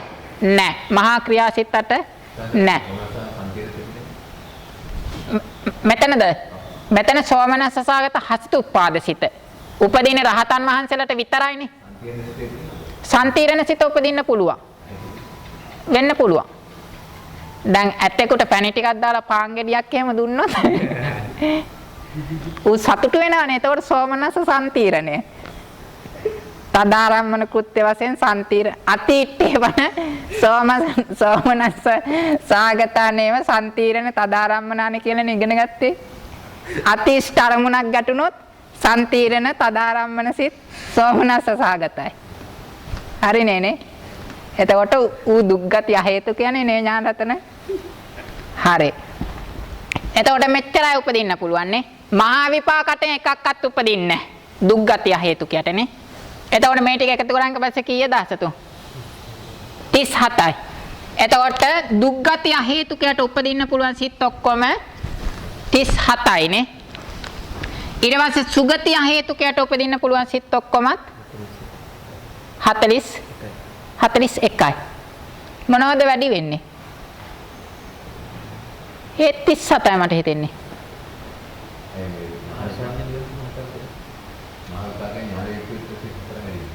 එහෙමද?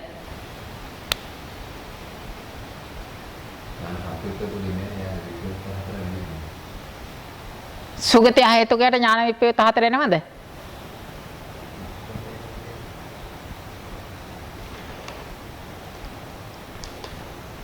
නැහැ. උත්තරවන් සාසතුන් කියන්නකෝ ආසතු. සුගති අහේතුකයට සිත් කීයක් උපදිනවද?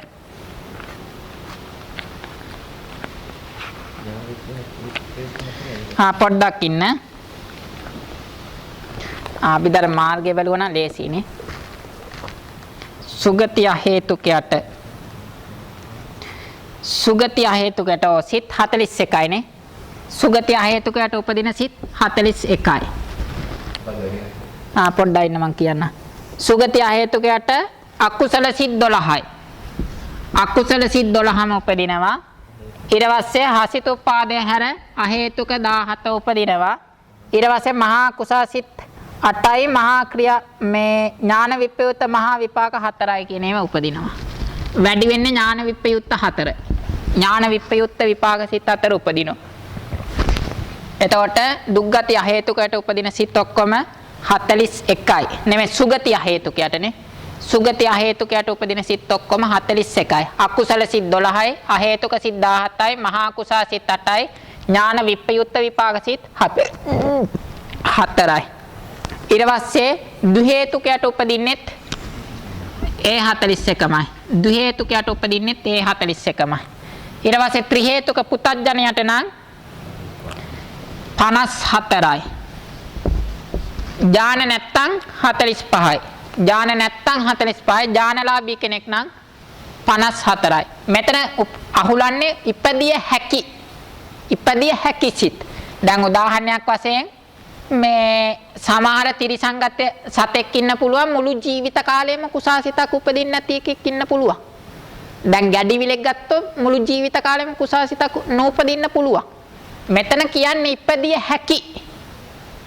ඒ කියන්නේ උපදින්න පුළුවන්කම තියෙන අදහසින්. උපදිනවා කියන එක නෙවෙයි මෙතනින් කියන්නේ. දැන් අවීචයේ සත්වය ගත්තයින් පස්සේ ඉතින් මුගලන් මහරහතන් වහන්සේ ගිනි නිවලා ධර්මයක් දේශනා කරන අවස්ථාවකදී වගේ තමයි උපදිනව නම් උපදින්නේ. එහෙම නැත්තම් දැන් මේ කාලේ වගේ ගත්තොත් නම් ඉතින් ඒ සත්‍ය දුකේමයි ඇත්තේ ඉතින්. ඒ කියන්නේ ගින්නෙන් දැවි දැවි ඉන්නකොට මොන කුසා සිද්දනේ. එතකොට මේක කියන්නේ ඉපදිය හැකි කියන අදහසෙන් ඒකාන්තයෙන් උපදිනවා කියන කතාව නෙවෙයි.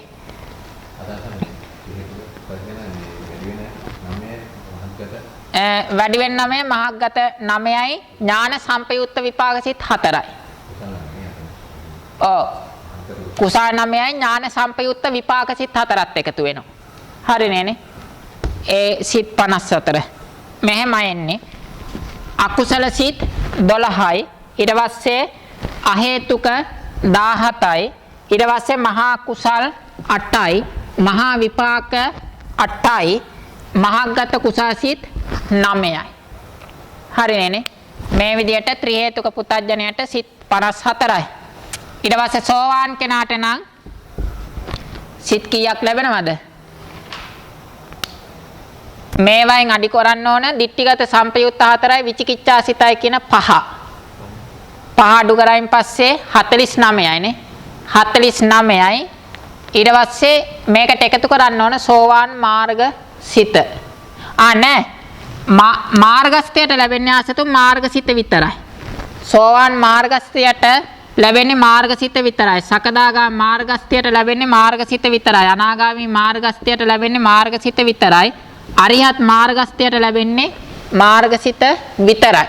හරිනේ නේ. මාර්ගස්ථ පුජ්‍යලයෝ 4 දෙනාට ලැබෙන්නේ ඒ මාර්ගහිත විතරයි. හරිනේ නේ. ඊට පස්සේ සෝවාන් ඵලස්ථයාට තමයි අර කියපු ඒවා ලැබෙන්නේ. සෝවාන් ඵලස්ථයාට නම් ලැබෙන සිත් කීයද? 50යි. සෝවාන් ඵලස්ථයාට ලැබෙන සිත් 50යි නේ. අකුසල සිත් නම් ආසතුන් සෝවාන් ඵලස්ථයට 19යි. වැරදිලා ආසතුන්ට. එහෙමද ලියලා තියෙන්නේ? අන්න ඒක තමයි මේ කතා කරපු එක වැදගත් නේ. 50යි ආසතු. සෝවාන් ඵලස්ථයට සිත් 50ක් උපදිනවා. 50 උනේ මෙහෙමයි ආසතු. අකුසල සිත් නම් 7යි. අකුසල සිත් 7යි. ditthිගත සම්පයුක්ත 4යි විචිකිච්ඡා සිතයි කියන 5 උපදින්නේ නැහැ. ඊට පස්සේ අහේතුක 17ම උපදින්න පුළුවන්. හරිනේ නේ. ඊට පස්සේ මහා කුසල් 8 උපදිනවා. මහා විපාක 8 උපදිනවා. ඊට පස්සේ මහග්ගත කුසල් 9 උපදිනවා. සෝවාන් ඵලසිත උපදිනවා. සෝවාන් ඵලසිත උපදිනවා. එතකොට මේ ටික එකතු කරායින් පස්සේ 50යි. එතකොට සෝවාන් ඵලස්ථයාට උපදින්න පුළුවන් සිත් ඔක්කොම 50යි. අරූපාවචර වෙන්න පුළුවන්. ඒ 19 විත් තියෙන අසතු අරූපාවචර ලෝකෙ ඉපදිච්ච සෝවාන් ඵලස්ථයට කියලා ඥාන රත්න කියනවා. එහෙම දාලාද මොකුත්? මේ කියන්නේ අසතුන් කාමාවචරය ගැන. මේ කියන්නේ කාමාවචරය ගැන. කාම භූමියේ ඉන්න අය ගැන තමයි මේ කියන්නේ. නැත්නම් ඉතින් දැන් රූප භූමිය වගේ ගත්තොත් ද්වේෂ මූලික සිත් දෙක එහෙම උපදින්නෙත් නැහනේ. ඊට පස්සේ මේ කාය විඥාන ආදී සිත් උපදින්නෙත් නැහනේ. මේ කියලා තියෙන්නේ කාම භූමියේ ඉන්න පුද්ගලයන්ට. හරිනේ නේ? එතකොට සකදාගාමී ඵලස්තයාටත් මේ විදියටම සිත් 50යි. අතන සෝවාන් ඵලය වෙනුවට සකදාගාමී ඵලසිත දාන්න ඕනේ. ඊතුරු සිත් සමානයි. සෝවාන් ඵලය වෙනුවට සකදාගාමී ඵලය දාන්න ඕනේ. ඊතුරු සිත් ටික සමානයි. සකදාගාමී කෙනාට සිත් 50යි. ඊට පස්සේ අනාගාමී ඵලස්තයාට නම් සිත් 48යි. ද්වේෂ මූලික සිත් දෙක අඩු වෙනවා. ඊට පස්සේ මේ වෙනුවට අනාගාමී ඵලහිත එකතු කරන්න ඕනේ. එතකොට අනාගාමී ඵලස්තයාට ලැබෙන සිත් 48යි. 48යි. ද්වේෂ මූලික සිත් දෙක අඩු කරනවා. සකදාගාමී ඵල වෙනුවට අනාගාමී ඵලය ඇතුළත් කරනවා. හරිනේ නේ? ඊට පස්සේ අරිහත් ඵලස්තයා ගත්තොත් නම් 44යි. 44යි. ඒ තමයි අකුසල සිත් එකක්වත් ලැබෙන්නේ. උන්වහන්සේට ලැබෙන සිත් තමයි අහේතුක සිත් 18යි. අහේතුක සිත් 18ම ලැබෙනවා රහතන් වහන්සේට. ඊට පස්සේ මහා විපාක 8යි, මහා ක්‍රියා 8යි. ඊට පස්සේ මහාගත ක්‍රියා සිත් 9යි. ඊට පස්සේ අරිහත් ඵල සිතයි. අරිහත් ඵල සිතයි. මේ විදිහට තමයි පුද්ගලයා 12 දෙනාට ලැබෙන සිත් ගාන. හරිනේ නේ? මහා විපාක සිත් 8යි, මහා ක්‍රියා සිත් 8යි. මහා විපාක සිත් 8යි, මහා ක්‍රියා සිත් 8යි තමයි එන්නේ. රහතන් වහන්සේලාට ආසතුන් කිසිම කුසාසිතක් උපදින්නේ නැහැ, කිසිම අකුසාසිතක් උපදින්නේ නැහැ. හරිනේ නේ? රහතන් වහන්සේලාට තියෙන්නේ විපාක සිත් සහ ක්‍රියා සිත් පමණයි. විපාක සිත් සහ ක්‍රියා සිත් පමණයි. එතකොට මේ විදිහට තමයි පුද්ගල ભેදය. දුක්ගති අහේතුකයට උපදින සිත් 37යි, සුගති අහේතුකයට උපදින සිත් 41යි, ද්වි හේතුකයට උපදින්නේ 41යි, ති හේතුක පුතඥයට උපදින සිත් 54යි. මාර්ගස්ත පුද්ගලයන්ට පිළිවෙලින් ඒ මාර්ග සිත් උපදින්නේ. සෝවාන් ඵලස්තයාට උපදින සිත් 50යි, සකදාගාමී ඵලස්තයාට උපදින සිත් 50යි, අනාගාමී ඵලස්තයන් වහන්සේට උපදින සිත් 48යි, රහතන් වහන්සේට උපදින්නේ සිත් 44යි. මේ කියලා තියෙන්නේ කාම භූමියේ ඉන්න පුද්ගලයන්ට ඉපදිය හැකි සිත්. හරිනේ නේ? රූප භූමිය අරූප භූමිය නම් සුදුසු පරිදි බෙදාගත යුතුයි. හරිනේ නේ? එතකොට මේ විදිහට අපි පුද්ගල ભેදය බෙදුවා. ඊළඟට භූමි ભેදයනේ. කාම භූමිය, රූප භූමිය, අරූප භූමිය. 44 ආවේ අහේතුක සිත් 18යි. මහා විපාක සිත් 8යි. මහා ක්‍රියා සිත් 8යි. මහග්ගත ක්‍රියා සිත් 9යි. අරිහත් ඵල සිතයි. හරිනේ නේ? ඒ විදිහට රහතන් වහන්සේට ලැබෙන සිත් 44යි. ඊළඟට භූමි වේදනේ. කාම භූමිය, රූප භූමිය, අරූප භූමිය කියලා සිත් උපදින භූමි කොටස් තුනකට බෙදුවා. අසීති වීති චිත්තානේ කාමේ රූපේ යතාරහං චතුසට්ටි තතාරුප්පේ චතුසට්ටි තතාරුප්පේ කීයද? අරූපාච ලෝකේ වීති සිත් කීයද? 42යිද? වීති සිත් කාමාච ලෝකේ නම් චතුසට්ටි 64 නෙමෙයි අසීති වීති චිත්තානේ කාමේ රූපේ යතාරහං. කාම භූමියේ වීති සිත් 80යි. අසීති වීති චිත්තානේ කාම භූමියේ වීති සිත් 80යි. රූප භූමියේ වීති සිත් 64යි. අරූප භූමියේ වීති සිත් 42යි. හරිනේ නේ? අසීති වීති චිත්තානේ කාමේ රූපේ යතරහං චතුසට්ටි තථා රූපේ ද්වේ චත්තාලීස ජායරේනේ. එහෙමනම් අභිධර්මාර්ථ සංග්‍රහයේ තිබුණ ගාතාව. අසීති වීති චිත්තානේ කාමේ රූපේ යතරහං චතුසට්ටි තථා රූපේ ද්වේ චත්තාලීස ලබ්බරේ කියලා තියෙන්නේ. අසීති වීති චිත්තානේ කාමේ කාමාවචර වීති සිත් ඔක්කොම 80යි. ඊට පස්සේ රූපේ යතරහං චතුසට්ටි රූපාවචර භූමියේ වීති සිත් 64යි. තථා රූපේ ද්වේ චත්තාලීස ලබ්බරේ කියන්නේ අරූපාවචර භූමියේ වීති සිත් 42යි. අසීති වීති චිත්තානේ කාමේ රූපේ යතරහං චතුසට්ඨි තථාරුප්පේ ද්වේචත්තාලීස ලබ්බරේ කියලා ගාතාව තිබ්බේ. එතකොට මෙතනින් අඩු වෙන්නේ මොනවද? මහග්ගත විපාක සිත් 9. මහග්ගත විපාක සිත් 9 හැර ඉතිරි වීති සිත් ඔක්කොම කාමාවචර භූමිය ලැබෙනවා. ඊට පස්සේ මෙතෙන් අඩු වෙන්නේ මොනවද? රූප භූමියේ මහා විපාකට අඩු වෙනවා. ද්වේෂ මූලික සිත් 2 අඩු වෙනවා. එතකොට 8යි 2යි එතන 10යිනේ. තාම මොනවද අඩු වෙන්නේ? ගාන විඥාන, ජීවහා විඥාන, කාය විඥාන කියන 6 අඩු වෙනවා. 10යි 6යි 16යි. 80ෙන් 16ක් අඩු කරාම 64යි. හරිනේ. එතකොට ඒ 64 තමයි ලැබෙන්නේ. මෙතන 42 උනේ කොහමද? 42 උනේ අකුසල සිත් නම් 10යි. ලෝභ මූලික 8යි, මෝහ මූලික 2යි. අහේතුක සිත් නම් මනෝද්වාර ආවජන සිත විතරයි. අහේතුක සිත් 1යි අරූපාවචර ලෝකෙ උපදින්නේ. ඊට පස්සේ මහා කුසල සිත් 8යි, මහා ක්‍රියා සිත් 8යි. ඊට පස්සේ අරූපාවචර කුසල 4යි, අරූපාවචර ක්‍රියා 4යි.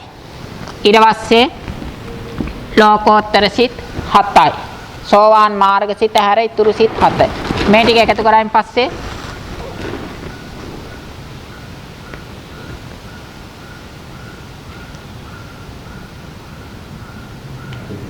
42යි. එතකොට අරූපාවචර භූමිය ලැබෙන වීති සිත් තියෙන ඔක්කොම 42යි. එතකොට ලැබෙන වීති සිත් හා ලැබෙන සිත් සමාන නැහැ, වෙනස්. කාම භූමිය ලැබෙන සිතුයි ලැබෙන වීති සිතුයි දෙකම සමානයි. හරිනේ. කාම භූමිය ලැබෙන වීති සිතුයි ලැබෙන සිතුයි දෙකම සමානයි. රූප භූමිය වෙනස්. රූප භූමිය ලැබෙන සිත් ගත්තොත් 64 නෙවෙයි. රූප භූමිය ලැබෙන සිත් ගත්තොත් මේකට එකතු කරන්න ඕන රූපාවචර විපාක සිත් 5. එතකොට රූප භූමිය ලැබෙන සිත් නම් 69යි. ලැබෙන වීති සිත් නම් 64යි. හරිනේ. ඒ කියන්නේ රූපාවචර විපාක සිත් 5 ඒ භූමිය උපදිනවා. ඒවා වීති සිත් නෙවෙයි. ඒ හින්දා මෙතෙන්ට අරන්නේ. හරිනේ. එතකොට රූපාවචර භූමිය උපදින සිත් කියලා ගත්තොත් 69ක් උපදිනවා සිත්. උපදින වීති සිත් ගත්තොත් තමයි 64. අරූපාවචරත් එහෙමයි. මේකට අරූපාවචර විපාක 4 එකතු කරන්න ඕන. අරූපාවචර විපාක 4ත් එකතු කරායින් පස්සේ අරූපාවචර භූමිය ලැබෙන සිත් ඔක්කොම 46යි. උපදින සිත් ඔක්කොම 46යි. උපදින වීති සිත් ඔක්කොම 42යි. හරිනේ. මෙතන වෙනසක් වෙන්නේ නැහැ. මෙතන වීති සිතුත් 80යි, උපදින සිතුත් 80යි. මොකද මාග්ගත විපාක සිත් කාමාචර සත්‍යය තුල උපදින්නේ මේ යට වෙනස් වෙනවා. මහග්ගත විපාක සිත් කාමාචර සත්‍යය තුල උපදින්නේ ඒව උපදින්නේ බ්‍රහ්ම సంతානවල විතරයි. මහග්ගත විපාක සිත් උපදින්නේ බ්‍රහ්ම సంతානවල විතරයි. එතකොට ওই විදියට අපි 4 වෙනි පරිච්ඡේදය ඉගෙන ගත්තා. මුලින්ම චිත්ත වීති ටික ඉගෙන ගත්තා. ඊට පස්සේ පුද්ගල ભેදය කියලා පුජ්‍යලය 12ට බෙදලා ඒවයි උපදින සිත් ඉගෙන ගත්තා. ඊට පස්සේ භූමි ටික කොටස් 3කට බෙදලා ඒ භූමිය උපදින සිත් සහ උපදින වීති සිත් කියලා ඉගෙන ගත්තා. ওই විදිහට 4 වෙනි පරිච්ඡේදය ඉවර කරානේ. ඊළඟට අපි ඉගෙන ගත්තේ 5 වෙනි පරිච්ඡේදයනේ. 5 වෙනි පරිච්ඡේදයේ චතුස්ක වශයෙන් 4කට බෙදුවානේ. මුලින්ම භූමි චතුස්කය, දෙකට පටිසන්ධි චතුස්කය, 3 කම්ම චතුස්කය, 4 මරණ චතුස්කය. මේ විදිහට 5 වෙනි පරිච්ඡේදයේ චතුස්ක 4යි. භූමි චතුස්කය, පටිසන්ධි චතුස්කය, කම්ම චතුස්කය, මරණ චතුස්කය කියලා චතුස්ක 4යි 5 වෙනි පරිච්ඡේදෙනේ. දාන කට්ටිය ඇවිල්ලාද නැහැ? ඔව්. එතකොට භූමි චතුස්කය, පටිසන්ධි චතුස්කය, කම්ම චතුස්කය, මරණ චතුස්කය කියලා 5 වෙනි පරිච්ඡේදයේ කොටස් 4කට අපි බෙදලා ඉගෙන ගත්තනේ. එතෙන්දී භූමි චතුස්කය කිව්වේ ආර්යවංශ සාසතුන් රූප අපාය භූමිය කියලා 4ක් බෙදුවා. අපාය භූමිය නිරය, තිරිසං, പ്രേත, අසුර කියලා.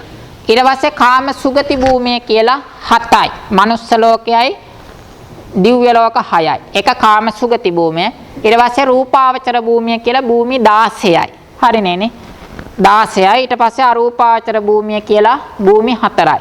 මේ විදිහට අපාය භූමිය, කාම සුගති භූමිය, රූපාවචර භූමිය, අරූපාවචර භූමිය කියලා 31 තලය කොටස් 4කට බෙදුවා. මේකට කිව්වා භූමි චතුස්කය කියලානේ. ආනන්දත් හිටියේ නැහැ පස්වෙනි එකේ සමහර වෙලාවටනේ. ඔව්. එතකොට ආසතෝ මේ විදිහට භූමි චතුස්කය බෙදුවා.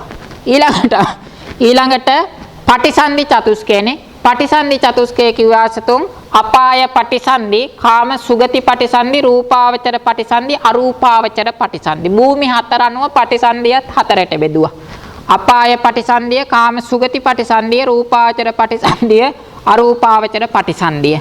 අපාය පටිසන්ධි නම් එකයි. අකුසල විපාක උපේක්ඛා සාගත සම්තීරණ සිත. කාම සුගති පටිසන්ධි 10යි. මහා විපාක 8යි. නෙමෙයි කාම සුගති පටිසන්ධි 9යි. මහා විපාක 8යි. කුසල විපාක උපේක්ඛා සාගත සම්තීරණ සිතයි කියන 9යි. අපාය පටිසන්ධියත් එකතු කරායින් පස්සේ කාමාචර පටිසන්ධි ඔක්කොම නම් 10යි. හරිනේ නේ? ඊට පස්සේ රූපාවචර පටිසන්ධි ඔක්කොම 6යි. පටිසන්ධි සිත් නම් 5යි. අසඤ්ඤ සත්ව පටිසන්ධියත් එක පටිසන්ධි ඔක්කොම 6යි. රූපාවචර. පටිසන්ධි සිත් නම් 5යි. විපාක සිත් 5. රූපාවචර විපාක සිත් 5. ඊට පස්සේ අරූපාවචර ලෝකේ පටිසන්ධි 4යි. අරූපාවචර පටිසන්ධි සිත් 4යි. මේ විදිහට පටිසන්ධි චතුස්කය ඉගෙන ගත්තනේ. ඊට පස්සේ කර්ම චතුස්කය ආසතුන් චතුස්කය ඇතුලේ 4කට බෙදුවා. මුලින්ම කෘත්‍ය කර්ම චතුස්කය. ඊට පස්සේ පාක දාන පරියාය කර්ම චතුස්කය. ඊට පස්සේ පාක කාල කර්ම චතුස්කය. ඊට පස්සේ පාකට්ඨාන කර්ම චතුස්කය. කෘත්‍ය කර්ම චතුස්කය කිව්වේ ජනක කර්මය, උපත්ථම්බක කර්මය, උපපීලක කර්මය, උපඝාතක කර්මය කියන 4ට. ඒකට තව නමක් කිව්වා ජනක කර්ම චතුස්කය කියලාත් කියනවා. එතෙන්දී ජනක කර්මය කිව්වේ පටිසන්ධි ප්‍රවෘත්ති අවස්ථාවලදී විපාක චිත්තචෛතසික සහ කර්මජ රූප උපදවන කර්මයට කිව්වා ජනක කර්මය කියලා. උපත්ථම්බක කර්මය කිව්වේ ඥාන දර්ශනාසතුන් අන්න කර්මයකින් ඉපදුනා වූ සත්වයාට උපකාර කරන්නා වූ හෝ දුර්වල කර්මය ප්‍රබල කිරීම සඳහා උපකාරක කර්මයට කිව්වා උපත්ථම්බක කර්මය කියලා. උපපීලක කර්මය කිව්වේ අන්න කර්මයකින් ඉපදුනා වූ සත්වයාට පීඩා පමුණවන්නා වූ හෝ අන්න වූ ප්‍රබල කර්මයක් දුර්වල කිරීමට උපකාර කරන කර්මයට කිව්වා උපපීලක කර්මය කියලානේ. උපඝාතක කර්මය කිව්වේ සත්වයාට අදාළ ආයු කාලයේ ජීවත් වන්නට ඉඩ නොදී අතරමඟදී මරණයට පමුණුවන කර්මය හෝ අන්න වූ කර්මයන් නැසල දාන කර්මයට කිව්වා උපඝාතක කර්මය කියලානේ.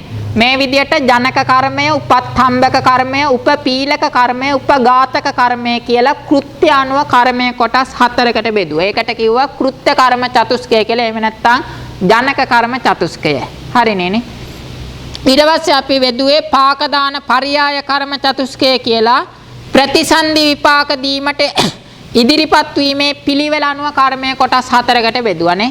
ඒව තමයි ඥාන රත්නාසතුන් ගරුක කර්ම, ආසන්න කර්ම, ආචින්න කර්ම, කටත්තා කර්ම. ගරුක කර්මය, ආසන්න කර්මය, ආචින්න කර්මය, කටත්තා කර්මය කියලා කොටස් 4කට බෙදුවා. එතෙන්දී ගරුක කර්මය කිව්වේ කුසල පැත්තෙන් නම් මහග්ගත කර්ම, රූපාවචර අරූපාවචර. අකුසල පැත්තෙන් නම් ආනන්තරීය කර්ම 5 සහ නියත මිත්‍යා දෘෂ්ටි කර්මය. මේවා ගරුක කර්මනේ. ඊට පස්සේ ආසන්න කර්මය කිව්වේ මරණාසන්න අවස්ථාවේදී සිදු කරන ලද කර්මය හෝ මරණාසන්න අවස්ථාවේදී මෙනෙහි කරන ලද කර්මයට කිව්වා ආසන්න කර්මය කියලානේ. ඊට පස්සේ ආචින්න කර්මය කිව්වේ නිතර දෙවේලේ පුරුදු කරන ලද කර්මය හෝ එකවතාවක් කරන ලද නමුත් නැවත නැවත මෙනෙහි කරලා සෝමනස්ය හෝ දෝමනස්ය උපදවා ගන්නා ලද කර්මයට කිව්වා ආචින්න කර්මය කියලා. ඒක ක්‍රම දෙකකට වෙනවා. නිතර දෙවේලේ කරන ලද කර්මයක් ආචින්න කර්මයක්. එකවතාවක් කරත් නැවත නැවත මෙනෙහි කළා සෝමනස්ය හෝ දෝමනස්ය ඇති කර ගන්නව නම් ඒකත් ආචින්න කර්මයක්. ක්‍රම දෙකකට වෙනවා. ඊට පස්සේ කටත්තා කර්මය කිව්වේ ගරුක ආසන්න ආචින්න කියන තුනේ සංග්‍රහ නොවන සියලුම කර්ම කටත්තා කර්ම. හරිනේ. ඒ විදිහට කර්මය ප්‍රතිසන්දි විපාක දීමට ඉදිරිපත් වීමේ පිළිවෙල අනුව කොටස් 4යි. ගරුක කර්මය, ආසන්න කර්මය, ආචින්න කර්මය, කටත්තා කර්මය කියලා. එතකොට මේවයින් මුලින්ම විපාක දීමට ඉදිරිපත් වෙන්නේ ගරුක කර්ම. ගරුක කර්ම නැත්තම් ආසන්න කර්ම.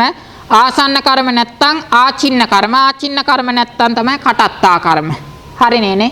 හැබැයි ප්‍රබල කර්ම ගත්තොත් මුලින්ම ප්‍රබලම කර්මය ගරුක කර්ම. ඊට පස්සේ ප්‍රබල කර්මය වෙන්නේ ආචින්න කර්මය.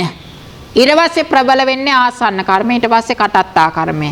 ආසන්න කර්මය කටත්තා කර්මය එක බෙදන්න බෑ මේකයි ප්‍රබල කියලා.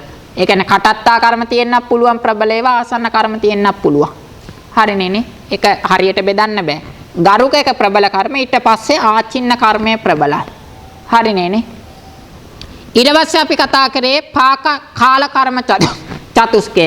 ඒ කියන්නේ විපාකයේ උපදවන කාල සීමාව අනුව කර්මයේ කොටස් 4කට බෙදුවානේ. ඒ තමයි ditta ධම්ම වේදනීය කර්මය, උපපජ්ජ වේදනීය කර්මය, අපරාපරිය වේදනීය කර්මය, අහෝසි කර්මය කියලානේ. එතකොට එතෙන්දි ditta ධම්ම වේදනීය කර්මය කිව්වේ කර්මය සිදු කරන ජීවිතයේදීම විපාක උපදවන කර්ම වලට කිව්වා ditta ධම්ම වේදනීය කර්මය කියලා.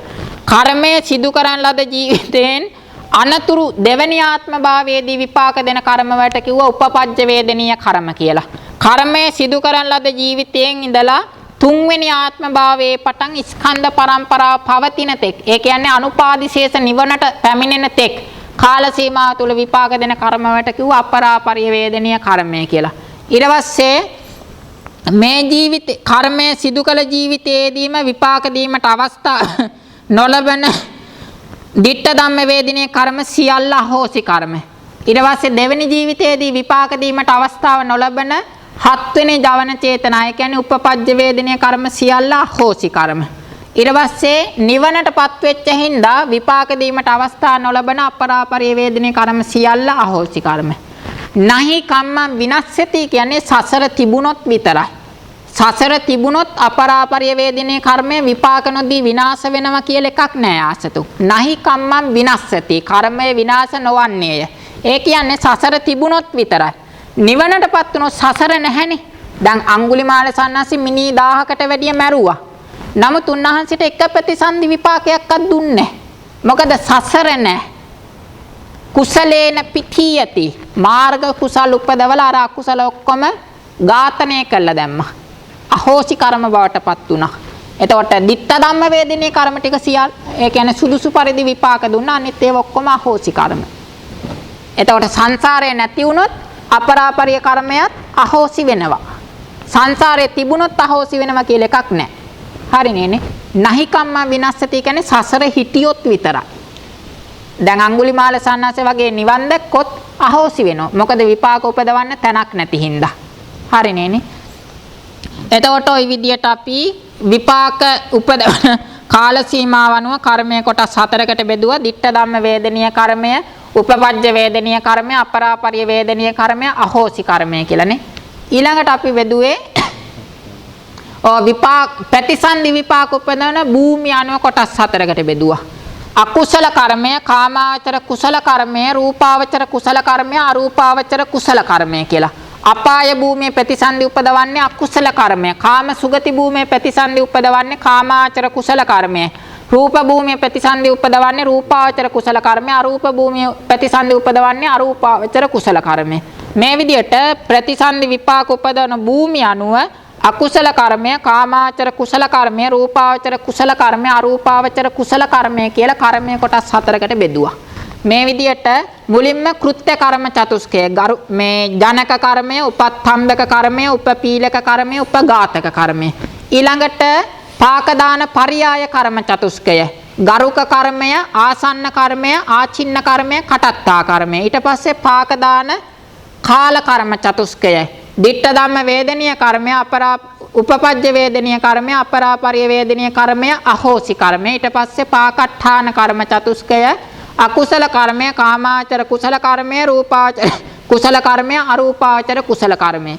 මේ විදිහට අභිධර්ම ක්‍රමයට අනුව කර්මය කොටස් 16කට බෙදලා උගන්වලා තියෙනවා.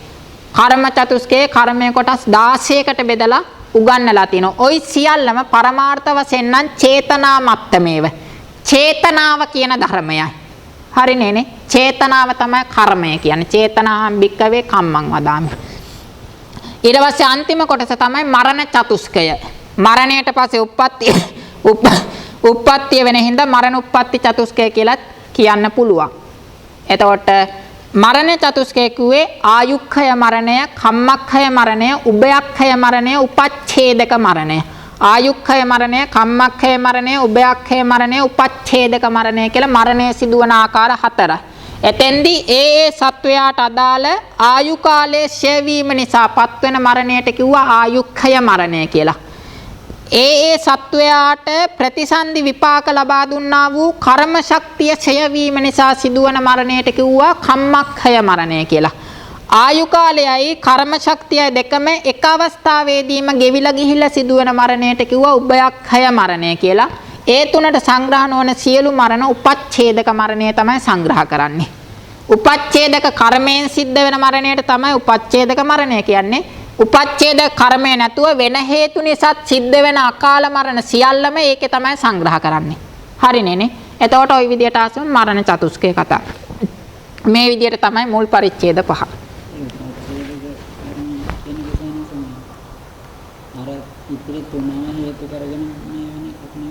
නෑ ආසතුන් උපච්ඡේදක කර්මය කියන්නේ දැන් මගේ කර්ම ශක්තිය තියෙනවා. ඒ කියන්නේ ප්‍රතිසන්දි විපාක දීපු කර්මය තව අවුරුදු කීපයක් ප්‍රතිසන්දි ඒ කියන්නේ භවාංග චිත්ත පරම්පරාව පවත්වන්න ශක්තිය තියෙනවා. ඊට පස්සේ දැන් මිනිස්සෙක් අවුරුදු 100ක් කිව්වොත් තව ඉදිරියට ජීවත් වෙන්න ආයුෂක් තියෙනවා.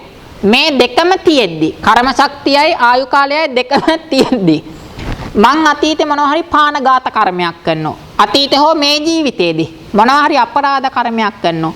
කරොත් මේ ආයුෂයි ප්‍රතිසන්දි විපාක දීපු කර්ම සත්‍යය දෙකම තියෙද්දී අතරමඟදී නැසලා දානවා. ඒක තමයි අපි කෘත්‍ය කර්ම චතුස්කයේදී උපඝාතක කර්මය කියලා කිව්වේ.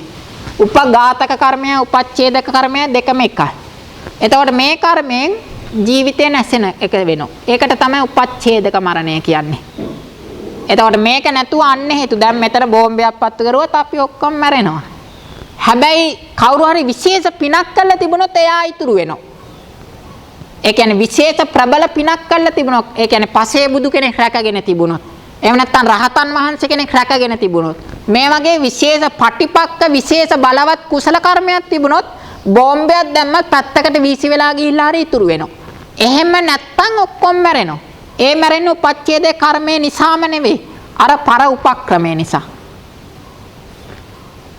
ඒ කියන්නේ අකාල මරණ උපච්ඡේදේ කර්මයෙන් වෙන්නත් පුළුවන් කිසිම කර්මයක් නැතුව වෙන්නත් පුළුවන්. අර මිලින්ද ප්‍රශ්නේ දක්වලා තියෙන ආසතුන් මරණය අකාල මරණය වෙන ඒවා. එතකොට ඒ ඔක්කොම ඒකේ තමයි සංග්‍රහ වෙන්නේ.